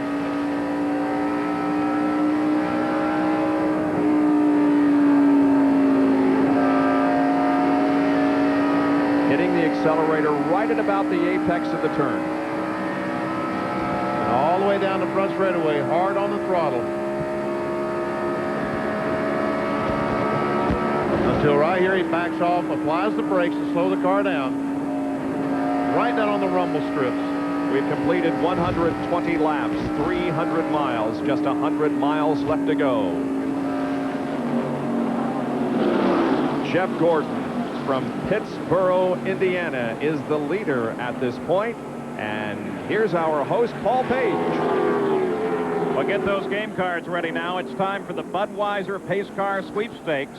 The 300-mile leader, as you saw, was Jeff Gordon. So write down Jeff Gordon on your 3x5 card, and you could win one of 4 1995 Chevrolet Monte Carlos, the official pace car of the Brickyard 400. And stay tuned for the final lap. It's your last chance to win. Brought to you by Budweiser, the king of beers. So Jeff Gordon is still the man to watch at the Indianapolis Motor Speedway as he continues to pull away from the remainder of the field. Of course, he has some very personal aspects riding with him. Most of his life, he grew up not far from here, graduated from high school close to here, and did most of its early racing right here in central Indiana. 16 changes thus far among 11 drivers in a race in which we have proven that you can, in fact, run side by side in a stock car at Indianapolis. Now back to Bob Jenkins and Benny Parsons. It's been a very competitive race. It has been a competitive race, and it looks like that you can come home again. Jeff Gordon is back in Indiana, where he grew up, and is doing very well. There is the interval once again between first and second. Ernie Irvin is second. Rusty Wallace, the gold and black, is number 3. The green car is Brett Bodine. He's our 4th place car. Jeff Gordon displayed so much emotion when he won his first NASCAR Winston Cup race earlier this year at Charlotte Motor Speedway, and I can imagine what it's going to be like if he should hold on to win this one, but we still got a long way to go. Gordon led after 120 laps, the average speed 128.6, 11 leaders and 15 lead changes, 5 caution periods for 21 laps, 5 cars are out of the race. And all of those have been as the result of accidents. Here's Jack Arute. Well, Bob, this man was accountable for the first stock car ever to test at the Indianapolis Motor Speedway, and that was an IROC car. Ray Evernham was with IROC at the time, and now you're the crew chief on Jeff Gordon's car, and it looks like so far it's been a Sunday in the park for you guys. I don't know about that. You know, it's a lot of tough competition out here. Jeff just picked up on this place. He's doing a great job. My hat's off to all of these guys that worked so hard getting this car ready. I'm really happy. But early on, you had a push. It seems to go away as the race goes on, and then it sneaks back. Right now, what's he reporting on the car condition? Well, our car's pretty balanced, and as the sun goes in and out, we've been playing with 1 or 2 pounds of air pressure, and that's all we've done. We had a little bit of problem with a jack on a pit stop and got us a little behind, but, you know, we just got our fingers crossed, and we're praying to God we want this one real bad. And I want to say hi to Casey Elliott, Ernie's son. He couldn't be here, but we're looking after you, and you just keep fighting. And Benny and Bob, when you ask Jeff Gordon who's accountable for his success in the last year and a half, he points to this man right here. He says communication is the key in auto racing, and he says he and I communicate excellently. Jeff Gordon is trying to become the second person to win races at both Daytona and Indianapolis in the same year. A.J. Foyt won the Pepsi Firecracker in 1964 in the Indy 500, and Jeff won the Busch Clash this year at Daytona. The battle now between Brett Bodine and Bill Elliott for 4th spot. This is down the back straightaway, through the golf course, the Brickyard crossings. And we watch as Elliott follows Brett Bodine through the 3rd corner across the short chute. Now as he accelerates off the corner, trying to get a draft off the 26 car to pull by. Did not not get a very good run that time. And look, Rusty Wallace has passed Ernie Irvin for that spot. New second place runner is Rusty Wallace. Irvin back to third.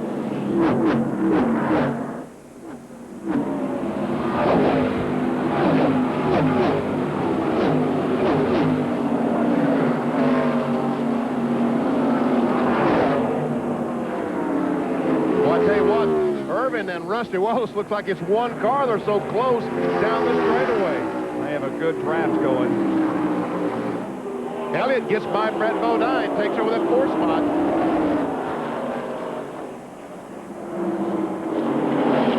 Now Ernie Irvin takes a look to Rusty Wallace on the inside. Comes up and off the corner. Let's see if he makes a move here on the straightaway. He looked like he had a run as he came off the corner, but he was not able to draft by. Rusty will lead down in turn 1.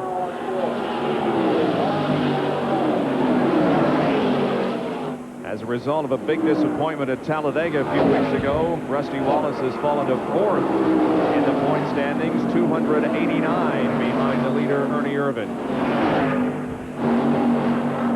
While we watch this battle, we will tell you that Dale Earnhardt has moved up to 10th position. The problems that he has encountered during the race today have not affected him a great deal as he is on the move again, it seems. Once again, here's a run in order after 126 laps. Terry Labonte back in 12th spot.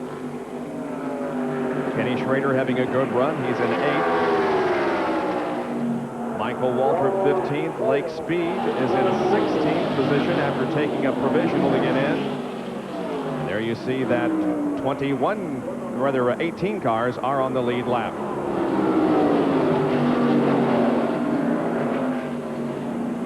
And then John Andretti a couple laps down in 29th. There goes Irvin trying to get alongside Rusty. Does he have a run? I think he does. Looks like he does. Boy, these two cars are evenly matched. Going into second position is Ernie Irvin, with Rusty Wallace back to third. But both of them are chasing down the leader of the Brickyard 400. That's Jeff Gordon. We'll be right back.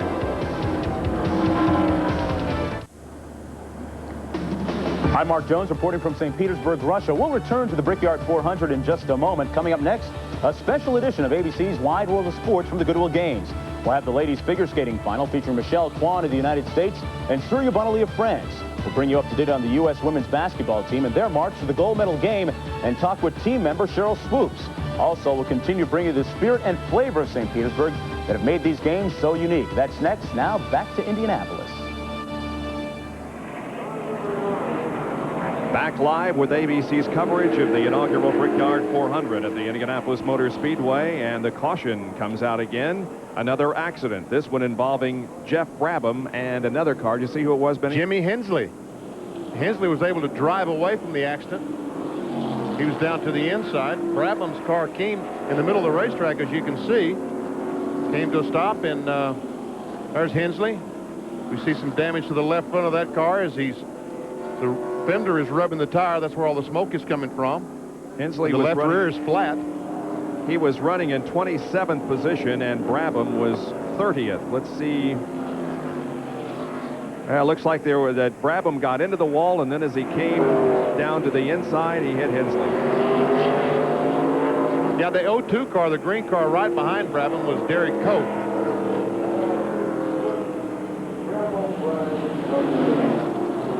This is our 6th caution of the day. Now we are going to see some pit stops, Benny, and are they within the window? They can go the rest of the way. They can go the rest of the way. This is who beats who out of the pits. Can Rusty Wallace's crew, they've been doing it all year, can they once again put Rusty out in front, try to win the race? There are 30 laps to go. 130 laps have been completed. And if they do, can he keep Jeff Gordon behind him? Exactly. Gordon has been the best car on the racetrack, but it could come down to the pit work. There is the opening of pit road. And Jeff Gordon's crew, they call themselves the Rainbow Warriors. Those on the lead lap are able to pit this time by. All others cannot pit this time, but can when they come around again. Gordon leads Irvin, Wallace, Elliott, and others at 55 miles an hour down pit road. Irvin dives in the pits. Right side's going up. Rusty must be overheating because they had a brush over there, brushing off the front of the car. Jeff Gordon changing the right side, brushing the grill off. Jackman comes around. A chassis adjustment. Put one around the wedge in the car. Rusty's moving. Ernie's moving. Jeff Gordon is moving, but Rusty Wallace is going to beat him out. 15.9 second pit stop for Rusty Wallace. And he beats his competitors out of the pits. Very important track position. Less than 16 seconds for Rusty Wallace. Boy, they're high-fiving now, aren't they? Yes! So we could be set up now for the finish of the race. We'll be back with more from the Brickyard 400 after this message and a word from our ABC stations. This could tell the story of the race. The pit summary: Gordon in first, out second, Irvin second and third, and Wallace, there is the story. He comes out in first position ahead of everyone else with some great pit crew work. Watch Buddy Parrott as he jumps up and down, says go, as he watches the 24 car. Yes, they know now they've got him beaten. Yes, they jump up and down, and Jeff Gordon tries to get back out, can't quite make it. Let's go down to Gary Gerald, who's with Buddy Parrott. And Buddy right now is giving his driver the word. I think that they're going to go green in the next lap. A lot of emotion after sensational pit stops. We had 15.9 and 16 seconds on two different clocks. Well, I tell you what, these guys did an excellent job. They've been doing it all year, last year, this year. Every time they had to answer the call, you know, they come to the rescue. And Rusty's driving a great race out there. I like to say hello to all the girls that these pit crew guys, their wives and everything, because they'd love to be up here, but they're not today. But anyway, that pit stop's for y'all. Not only did the crew go nuts with the elation of that stop, so did these thousands of people. The crowd loved that stop. Well, I tell you what, I get cold chills every once in a while, and that was a great deal. This is quite a race. I hope the fans are enjoying it. Hope the fans on TV, ABC's enjoying it. And it's been a genuine draft forward, I tell you what. I'd love to pull this thing off, but you never know. All right, Buddy Parrott, savor in this moment. It may be a moment that wins him the race. The Bud 1 airship and its eye-in-the-sky camera proud to provide you these pictures from more than 1,000 feet above the Indianapolis Motor Speedway. Well, while Rusty Wallace is in the lead, next Sunday there's more racing action here on ABC as IndyCar's best head to Mid-Ohio for a road course challenge. The Miller Genuine Draft 200 live coverage begins at 3 Eastern, 2 Central, and Pacific here on ABC Sports. Jeff Gordon will restart in second position. We've been monitoring his radio, and he says regarding his second position, that's all right. We've got now about 27 laps to go, and we can beat them on the racetrack. But that is the question right now. He's got to pass them, and we found that passing at this racetrack can be difficult. Sterling Marlin in the 4 car was running 6, had to come back in the pits. He's all the way at the tail end of the long line there, back in 17th spot. But meanwhile, it's going to be decided between those first 5 cars. I think our winner will come from Rusty, Jeff Gordon, Ernie Irvin, Brett Bodine, or Bill Elliott. Let's watch Jeff Gordon, because we also hear that he's been told to try to get Rusty on the restart. Get this pass over quickly and then pull away. Well, let's see if that happens when the green flag comes out. The cars are now entering turn number 4. The pace car about to pull off the racetrack for the restart of what could be the final segment of racing in this inaugural event.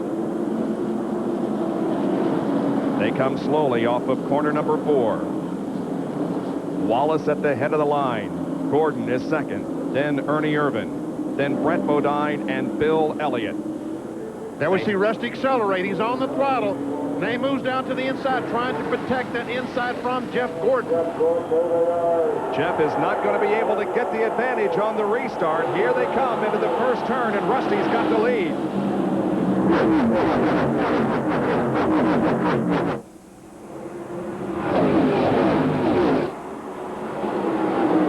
And now we continue to think about the Roger Penske connection. He's the owner of this car driven by Rusty Wallace.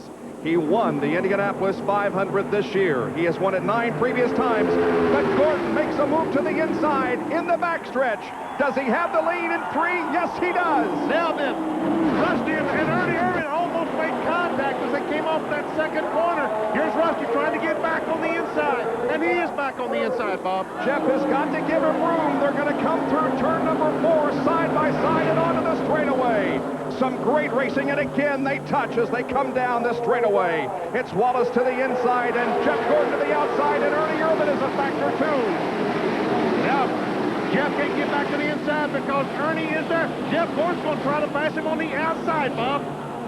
Can they run 2 abreast to the corner? You bet you they can. Gordon goes back ahead as Rusty gets a little loose in the second corner. And here comes Ernie. Brett Bodine trying to follow him. Jeff Gordon protecting that low line, but he is moving away from Wallace, who may have a problem. It looks like Rusty has a problem of some kind. So now it is Jeff Gordon and Ernie Irvin and Brett Bodine and Bill Elliott who are running 1st through 4th. Darrell Waldrop is in 5th position, and Rusty has fallen back to 6th. Rusty did not go for the pit, so evidently he does not have a problem. Just got the car a little bit loose. Gary Gerald is in Rusty's pit. And the crew here says there is no problem for Wallace. It's just all the traffic congestion. They say everything's okay as far as they know. Well, no, it's not okay, Gary, because he was leading, and now he's back to about 6th spot. But, Benny, there was a lot of traffic back there at the end of the backstretch, and he just had to get off the accelerator.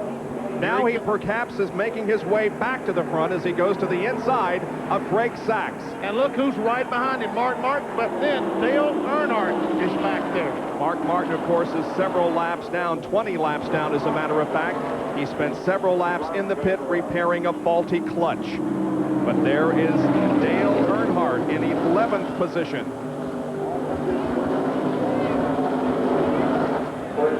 Gordon continues to lead. He has about a 6 or 7 car length advantage on Ernie Irvin. There is Dale Earnhardt moving to the inside of Greg Sachs. That's not for position. Greg Sachs in the 77 car is 1 lap down. But meanwhile, Earnhardt has worked his way back up to 7th spot. Never count this guy out of the race. He had contact with the pole sitter Rick Mast and contact with the wall in the very first lap. He has had several other problems during the race, but he has stayed on the lead lap and can't be counted out as a potential winner even yet.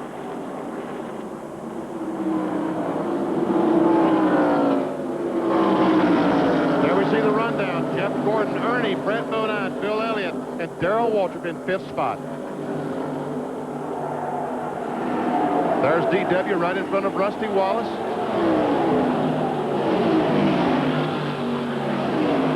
Now we jump inside the Budweiser Ford driven by Bill Elliott.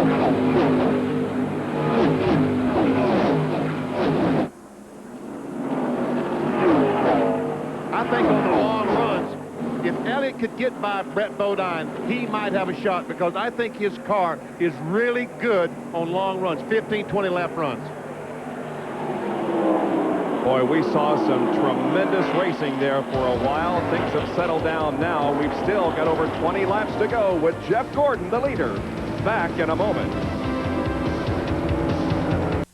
Jim Kelly and the defending AFC champion Buffalo Bills host the Washington Redskins. It's a primetime NFL preseason special Monday on ABC. Welcome back to ABC's live coverage of the Brickyard 400, and we have a new leader, the 13th different leader of the race. Ernie Irvin has gone around Jeff Gordon. But Jeff Gordon is right there. Ernie hasn't went any place. The question is, Jackaroot, did Jeff Gordon allow Ernie Irvan to go around? Well, Bob Jenkins, what happened is he's been battling a loose condition, so Gordon radioed in and said the car's getting looser and looser, and the call was made from the pits, let Ernie Irvan go by, save it for later. And then they ended the conversation with being told, they said to Jeff, remember, you're the man today. But is he? We're going to find out. This is a classic battle. A Ford, a Chevrolet. Man, I thought this was going to hit the wall. It looked like they came off the corner very, very high. 18 laps to go now. Jeff Gordon chases Ernie Irvan. Brett Bodine is third, Bill Elliott fourth, Rusty Wallace is fifth, Darrell Waltrip is sixth, and Dale Earnhardt is in seventh position.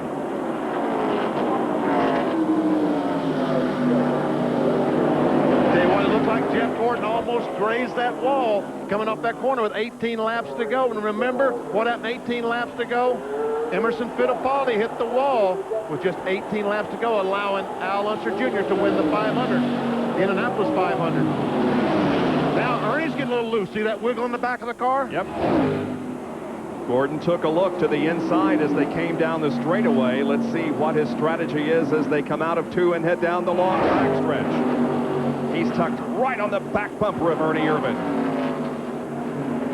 Now, once again, takes a look to the inside, but he'll make no attempt to make the pass. I tell you, Bob, that must be an exceptional engine in that 28 car, because they had a problem with it yesterday. Rather than go to a backup engine, they took that engine apart, took the oil pan off, took the rod caps off, checked the bearings to make sure they hadn't scored anything, and put the engine back together and put it back in that car to race today. Here comes Jeffy taking a look. He's taking a look. He might make an attempt at taking the lead into turn 1, and he does. And the hometown crowd rises to its feet and salutes their hero, Jeff Gordon. Man, look at these folks wave as they go by. But did he make his move too soon? Is Ernie going to get him loose now? Remember, his car is loose with a car right behind him. Ernie Irvan has, well, won 12 NASCAR Winston Cup races. Jeff Gordon has only one in his resume. That was at Charlotte, North Carolina, earlier this year. Now he's going back in front of the fans who haven't seen him leading the race, and they are on their feet applauding Jeff Gordon. He celebrated his 23rd birthday just Thursday when he qualified for the inside of the second row. And look at the crowd waving and cheering Jeff Gordon on to victory. Man, oh man.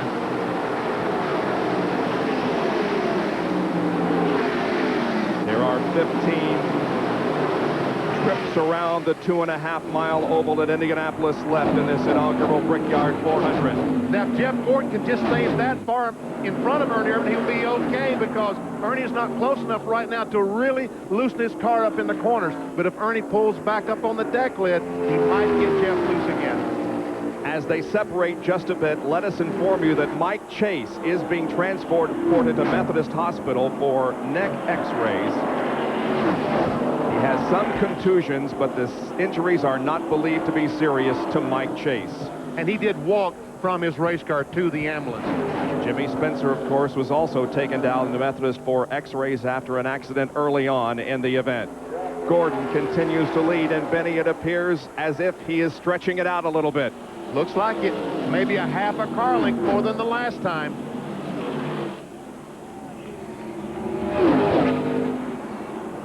The first two have pulled away from third place, Brett Bodine. There comes Brett, Bill Elliott, and Rusty Wallace, who are running third, fourth, and fifth, and Dale Earnhardt, who is sixth. We see Earnhardt has gotten by Darrell Waltrip. Darrell's back in seventh spot now.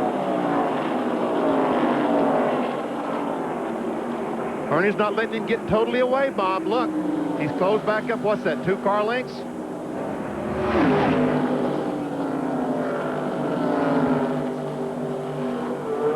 Another thing that you have to consider at this point, Benny, is experience. Jeff Gordon is only in his second year of full-time racing. But, Bob, he's done things that guys who've been here 5 years can't do. I mean, this guy is an exceptional race car driver, Jeff Gordon is.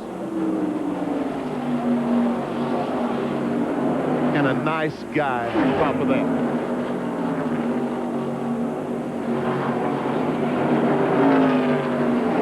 Can you imagine what's going through his mind at this time? No, I can't. I cannot imagine.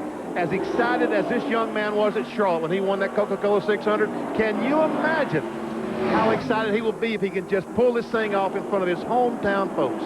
Just imagine the stress he is under at this time. He knows that if he misses an entrance or an exit to the corner by 2 inches, he's lost the lead. He's lost the lead, and Ernie has pulled up on that back bumper. Now, can he get him loose enough to get under him coming off the 2nd or 4th corner? Ernie's there. Irvin is right there, as a matter of fact, now with 12 laps to go. Irvin looks like he's going to make a run on Jeff. He's got a good momentum build-off coming up off of the 2nd corner down the backstretch. Irvin is going to go into the lead once again, or is he? You reckon Jeff is going to race him on the outside like he did Rusty? He is, Bob. Side by side in turn 3. But they give each other plenty of room. They're into the short chute, and Gordon has a half car length advantage as they go into 4. Ooh! Ernie got the car a little bit out of shape as he went in the corner, but they're still side by side. Now Jeff Gordon retakes the lead, and he went in that 3rd corner on the outside of Ernie. Unbelievable. They cross the line. 11 laps to go. Here's Jackaroos. Well, Benny, what's happening, Bob?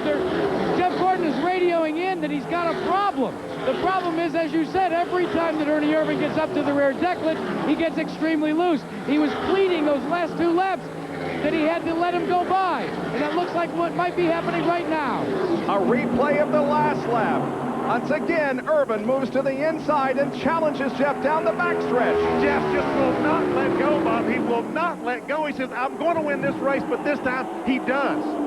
And now the question is Ernie going to be able to pull away? Meanwhile, Brett Bodine, Bill Elliott, and the others have closed in on these two. While these 2 guys have been racing, look, we've got a 6-car battle for the lead. 1 through 6 are running nose to tail with now 10 laps to go in the inaugural Brickyard 400. And look who's running in 6th position, Benny. It's Dale Earnhardt. Man, oh, man. I tell you what, this race might have had a little boring spot about from lap 150 miles to about 300, but this last 100 miles has been all worth it. What a great race. Both of these drivers who are running 1st and 2nd were born in the state of California. And the last California-born driver to win at Indianapolis was Pat Flaherty in 1956. Gordon looks to the inside in 3.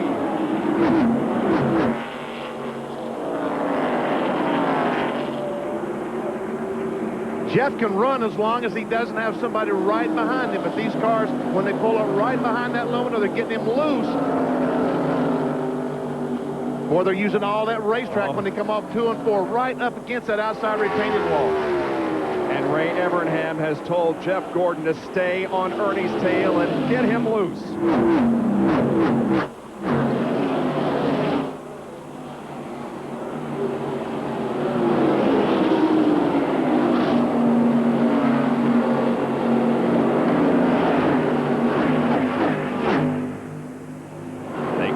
Run in the same order down the backstretch.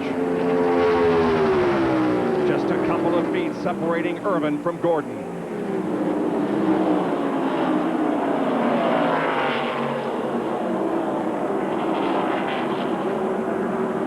Folks, you just can't imagine what's going through. Well, you can imagine what's going through these drivers' minds. Just think about the thing that you wanted most in your life.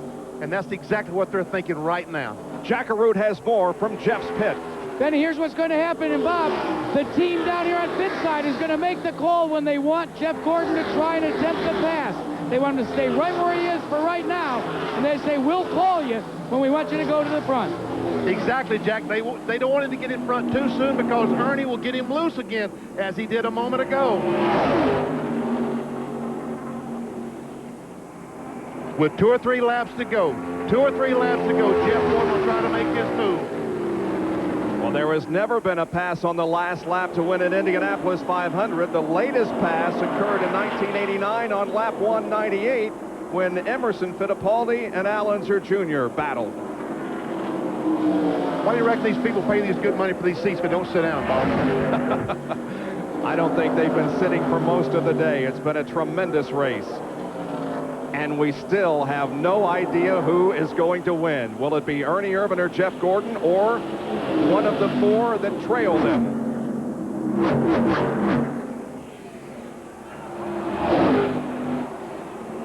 Yes, Gordon is up on that back bumper right now. He's getting Ernie a little bit loose as he comes off these corners, as he comes off 1, 2, 3, and 4. He's trying to worry him to death right now. He wants Ernie to look up and see nothing but the white of his eyes. He wants to smile at Ernie and see so he can see his teeth when he looks in that rearview mirror and know that he's right there on that back bumper.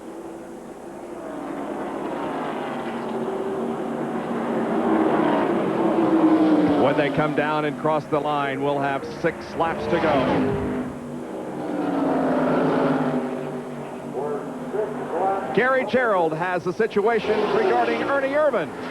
Well, we're checking with the crew to see if there's been any radio conversation. They said Ernie has not complained. We asked him if he was getting loose when Gordon got up underneath that rear spoiler. They said he hasn't complained thus far. They're hanging on and hoping. Gary, there ain't nothing they can do.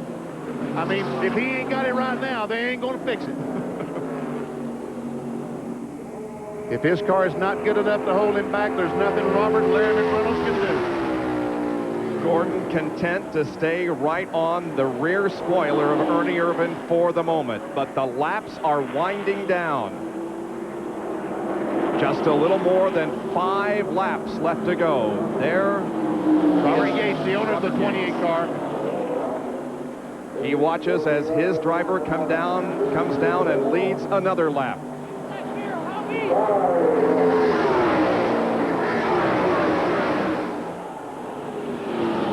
got to be tough on those crewmen. Oh, here we go. Ernie slipped going in 1. Ernie slipped, and Jeff Gordon gets alongside.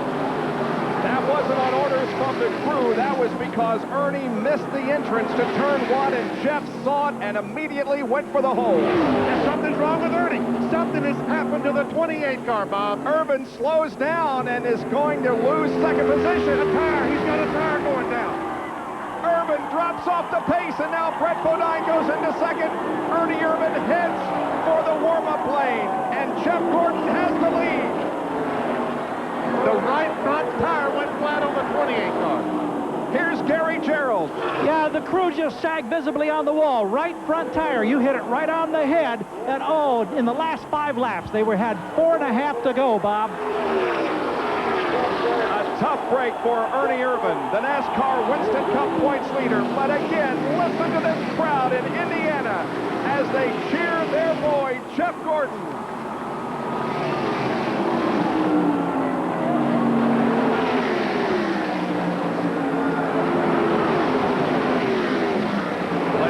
Give him the win yet, because the same problem could befall him before 3.5 laps are over.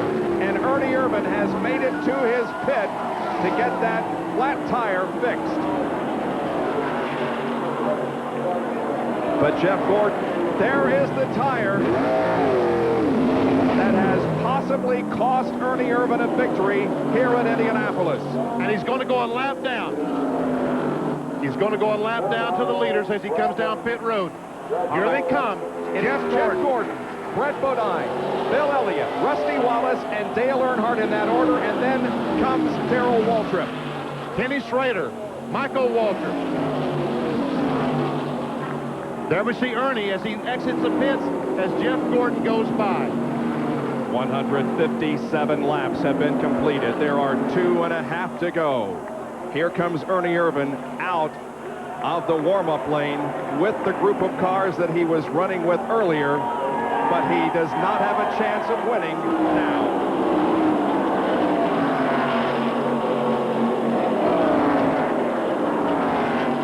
Jeff Gordon has a little bit of breathing room, Benny, because Brett Bodine is maybe a 1.5 seconds behind. I don't No, it's not that far, but we don't have far to go. Coming down for two laps to go, the signal this time. This is a Cinderella story that is unfolding here. Jeff Gordon, many people, including perhaps Tony George, the president of the Indianapolis Motor Speedway, wanted Jeff Gordon, after his outstanding performances in open-wheel cars, to perhaps think about moving to the Indianapolis 500 and running the open-wheel cars. But instead, Jeff Gordon chose the NASCAR stock car route. And he is on his way to a victory in the first stock car race run at the Indianapolis Motor Speedway. And there's his crew. They can't watch. The Rainbow Warriors did good today, didn't they? Here he comes, Bob. Off of corner number 4, Doyle Ford displays the white flag. Jeff Gordon has 2.5 miles to go before he wins this event. It'll be his second NASCAR Winston Cup victory. He brings the car through corner number 1, okay, and onto the short chute. There's Brett Bodine. It looks like Brett's getting a little bit closer, but does he have time? He is getting closer. On to the backstretch now with less than 1/2 lap to go for Jeff Gordon. He eyes turn number 3. Listen to the crowd as they acknowledge Jeff Gordon when he goes by. It's an unbelievable situation in Indianapolis. Here he is in the 4th turn. This is his final trip around turn number 4. And Jeff Gordon is about to write his name in the racing history books. Years from today, when 79 stock car races have been run here, we'll remember the name. Jeff Gordon, winner of the inaugural Brickyard 400. Man, oh man, oh man. Jeff is screaming on his radio back to the pit crew. Oh my God, I did it! I did it!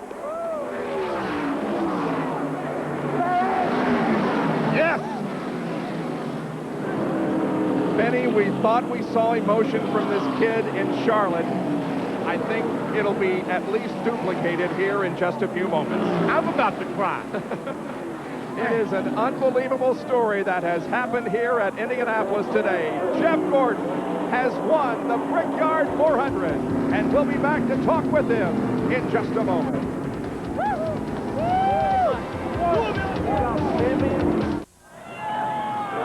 This is Paul Page. We're back at Indianapolis, and yes, indeed, the dreams of childhood can come true as Jeff Gordon has taken the win, and it's your last chance for you to win. The winner of the Brickyard 400 is Jeff Gordon. Write his name down, Jeff Gordon, on your Budweiser Pace Car Sweepstakes 3x5 card and send it in. One of 4 1995 Chevrolet Monte Carlo official pace cars could be yours. Thanks for playing, and remember to send in your game card, brought to you by Budweiser, the king of beers. Here's the final pass for the lead. As down inside of Irvin, Jeff Gordon made the move. Irvin in trouble because of a tire, and Jeff hung on. Coming off of turn 2, he was in front. Already, Ernie Irvin has slowed completely. But Brett Bodine was not about to give it up as he began to close in and came across the line 1/2 second behind Jeff Gordon.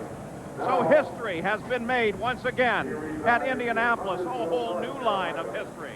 The 24 car of Jeff Gordon has taken the win at Indianapolis, and for the very first time ever, a stock car will make the turn into winner's circle in front of the master control tower here. An incredibly popular win for this crowd in Indianapolis. They've watched this young man grow up. He celebrated his 23rd birthday last Thursday. Let's go to Gary Gerald. Ernie Irvin is right here and has just come out of the car. The disappointment, could you have been able to hold him off had the tire not gone down? Well, you know, if I could stay here and say for sure I could have. I mean, you know, I don't know, but I was in a good spot, and even if I'd have been behind him, I was in a good spot because I could get him loose. But, you know, Jeff did a good job. He had a great car all day, and we got ours right at the end. It's just the good Lord was with us. He kept us from hitting the fence, but couldn't keep us from running something over. The disappointment, it must be huge. You can see it in his eyes. Let's go back to the booth. All right, here is your race summary now as Jeff Gordon gets his final inspection. Jeff Gordon takes the win at 131 miles an hour. We had 13 different leaders. They swapped the lead 21 times and 6 caution flags for 25 laps in the 160-lap run. Now, we're ready to go down to the winner's circle in front of the master control tower, and here's Jack. Well, things are a little like bedlam here, a little different than the Indianapolis 500. Taking the congratulations. Jeff, we'd like to get you out of the car as quickly as we can. We'd like to talk to you because you have made history. First it was Ray Haroon, ladies and gentlemen. And now, the name is Jeff Gordon, has won the first Winston Cup race here at the famed Indianapolis Motor Speedway. Jeff, over here, congratulations, a terrific victory, but tell us about the battle first. Oh, man, what a battle. You know, we had a great car all day long, and the only car I was really worried about was that 7 car, and you know, I saw him, he had his misfortune, and I thought, well, all we got to do is just be nice and smooth and ride it here out from here. But that wasn't true. You know, we had a caution, and Ernie and the 2 car were right there, and I pulled away, but Ernie, you know, he kept loosening me up, so I let him go by, and then I get on him and eat his tires up and loosen him up. He let me go by. I tell you, I just want to commend that whole Haviland team and Ernie Irvin. He drove me a really nice, clean race. We didn't have to worry about anything. And well, listen, we've got a very special presentation. Behind me, and behind you, is the president of the internationally known Indianapolis Motor Speedway that is now the home of Winston Cup's Brickyard 400, Mr. Tony George, for a very special presentation. Tony? Jeff, congratulations. You've helped write history here. Your name will be the first to be inscribed on the beautiful PPG trophy for the Brickyard 400. This is yours to take home. Congratulations. Well, from Victory Lane and Spectacular, let's go back to the tower. Well, they came here with great expectations and many questions, these men of NASCAR. They came to make history. Let's talk about Today was a validation of the great success of this series that grew up from the post-war short tracks of the South. Dreams have come true. Jeff Gordon has won the Brickyard 400. He is the champion. ABC Sports coverage of the Brickyard 400 has been brought to you by GM Service Parts Operations and their sales and service divisions, GM Goodwrench and AC Delco. Budweiser, Beechwood Age for a crisp, clean, classic taste. Budweiser, the king of beers. And Delco Electronics, boxes that are little, black, and smart. Coming up next, ABC's Wide World of Sports returns to St. Petersburg, Russia for more from the Goodwill Games. American Michelle Kwan takes the ice for the ladies skating gold. Plus, basketball and diving next on ABC's Wide World of Sports. This has been a presentation of ABC Sports, recognized around the world as the leader in sports television.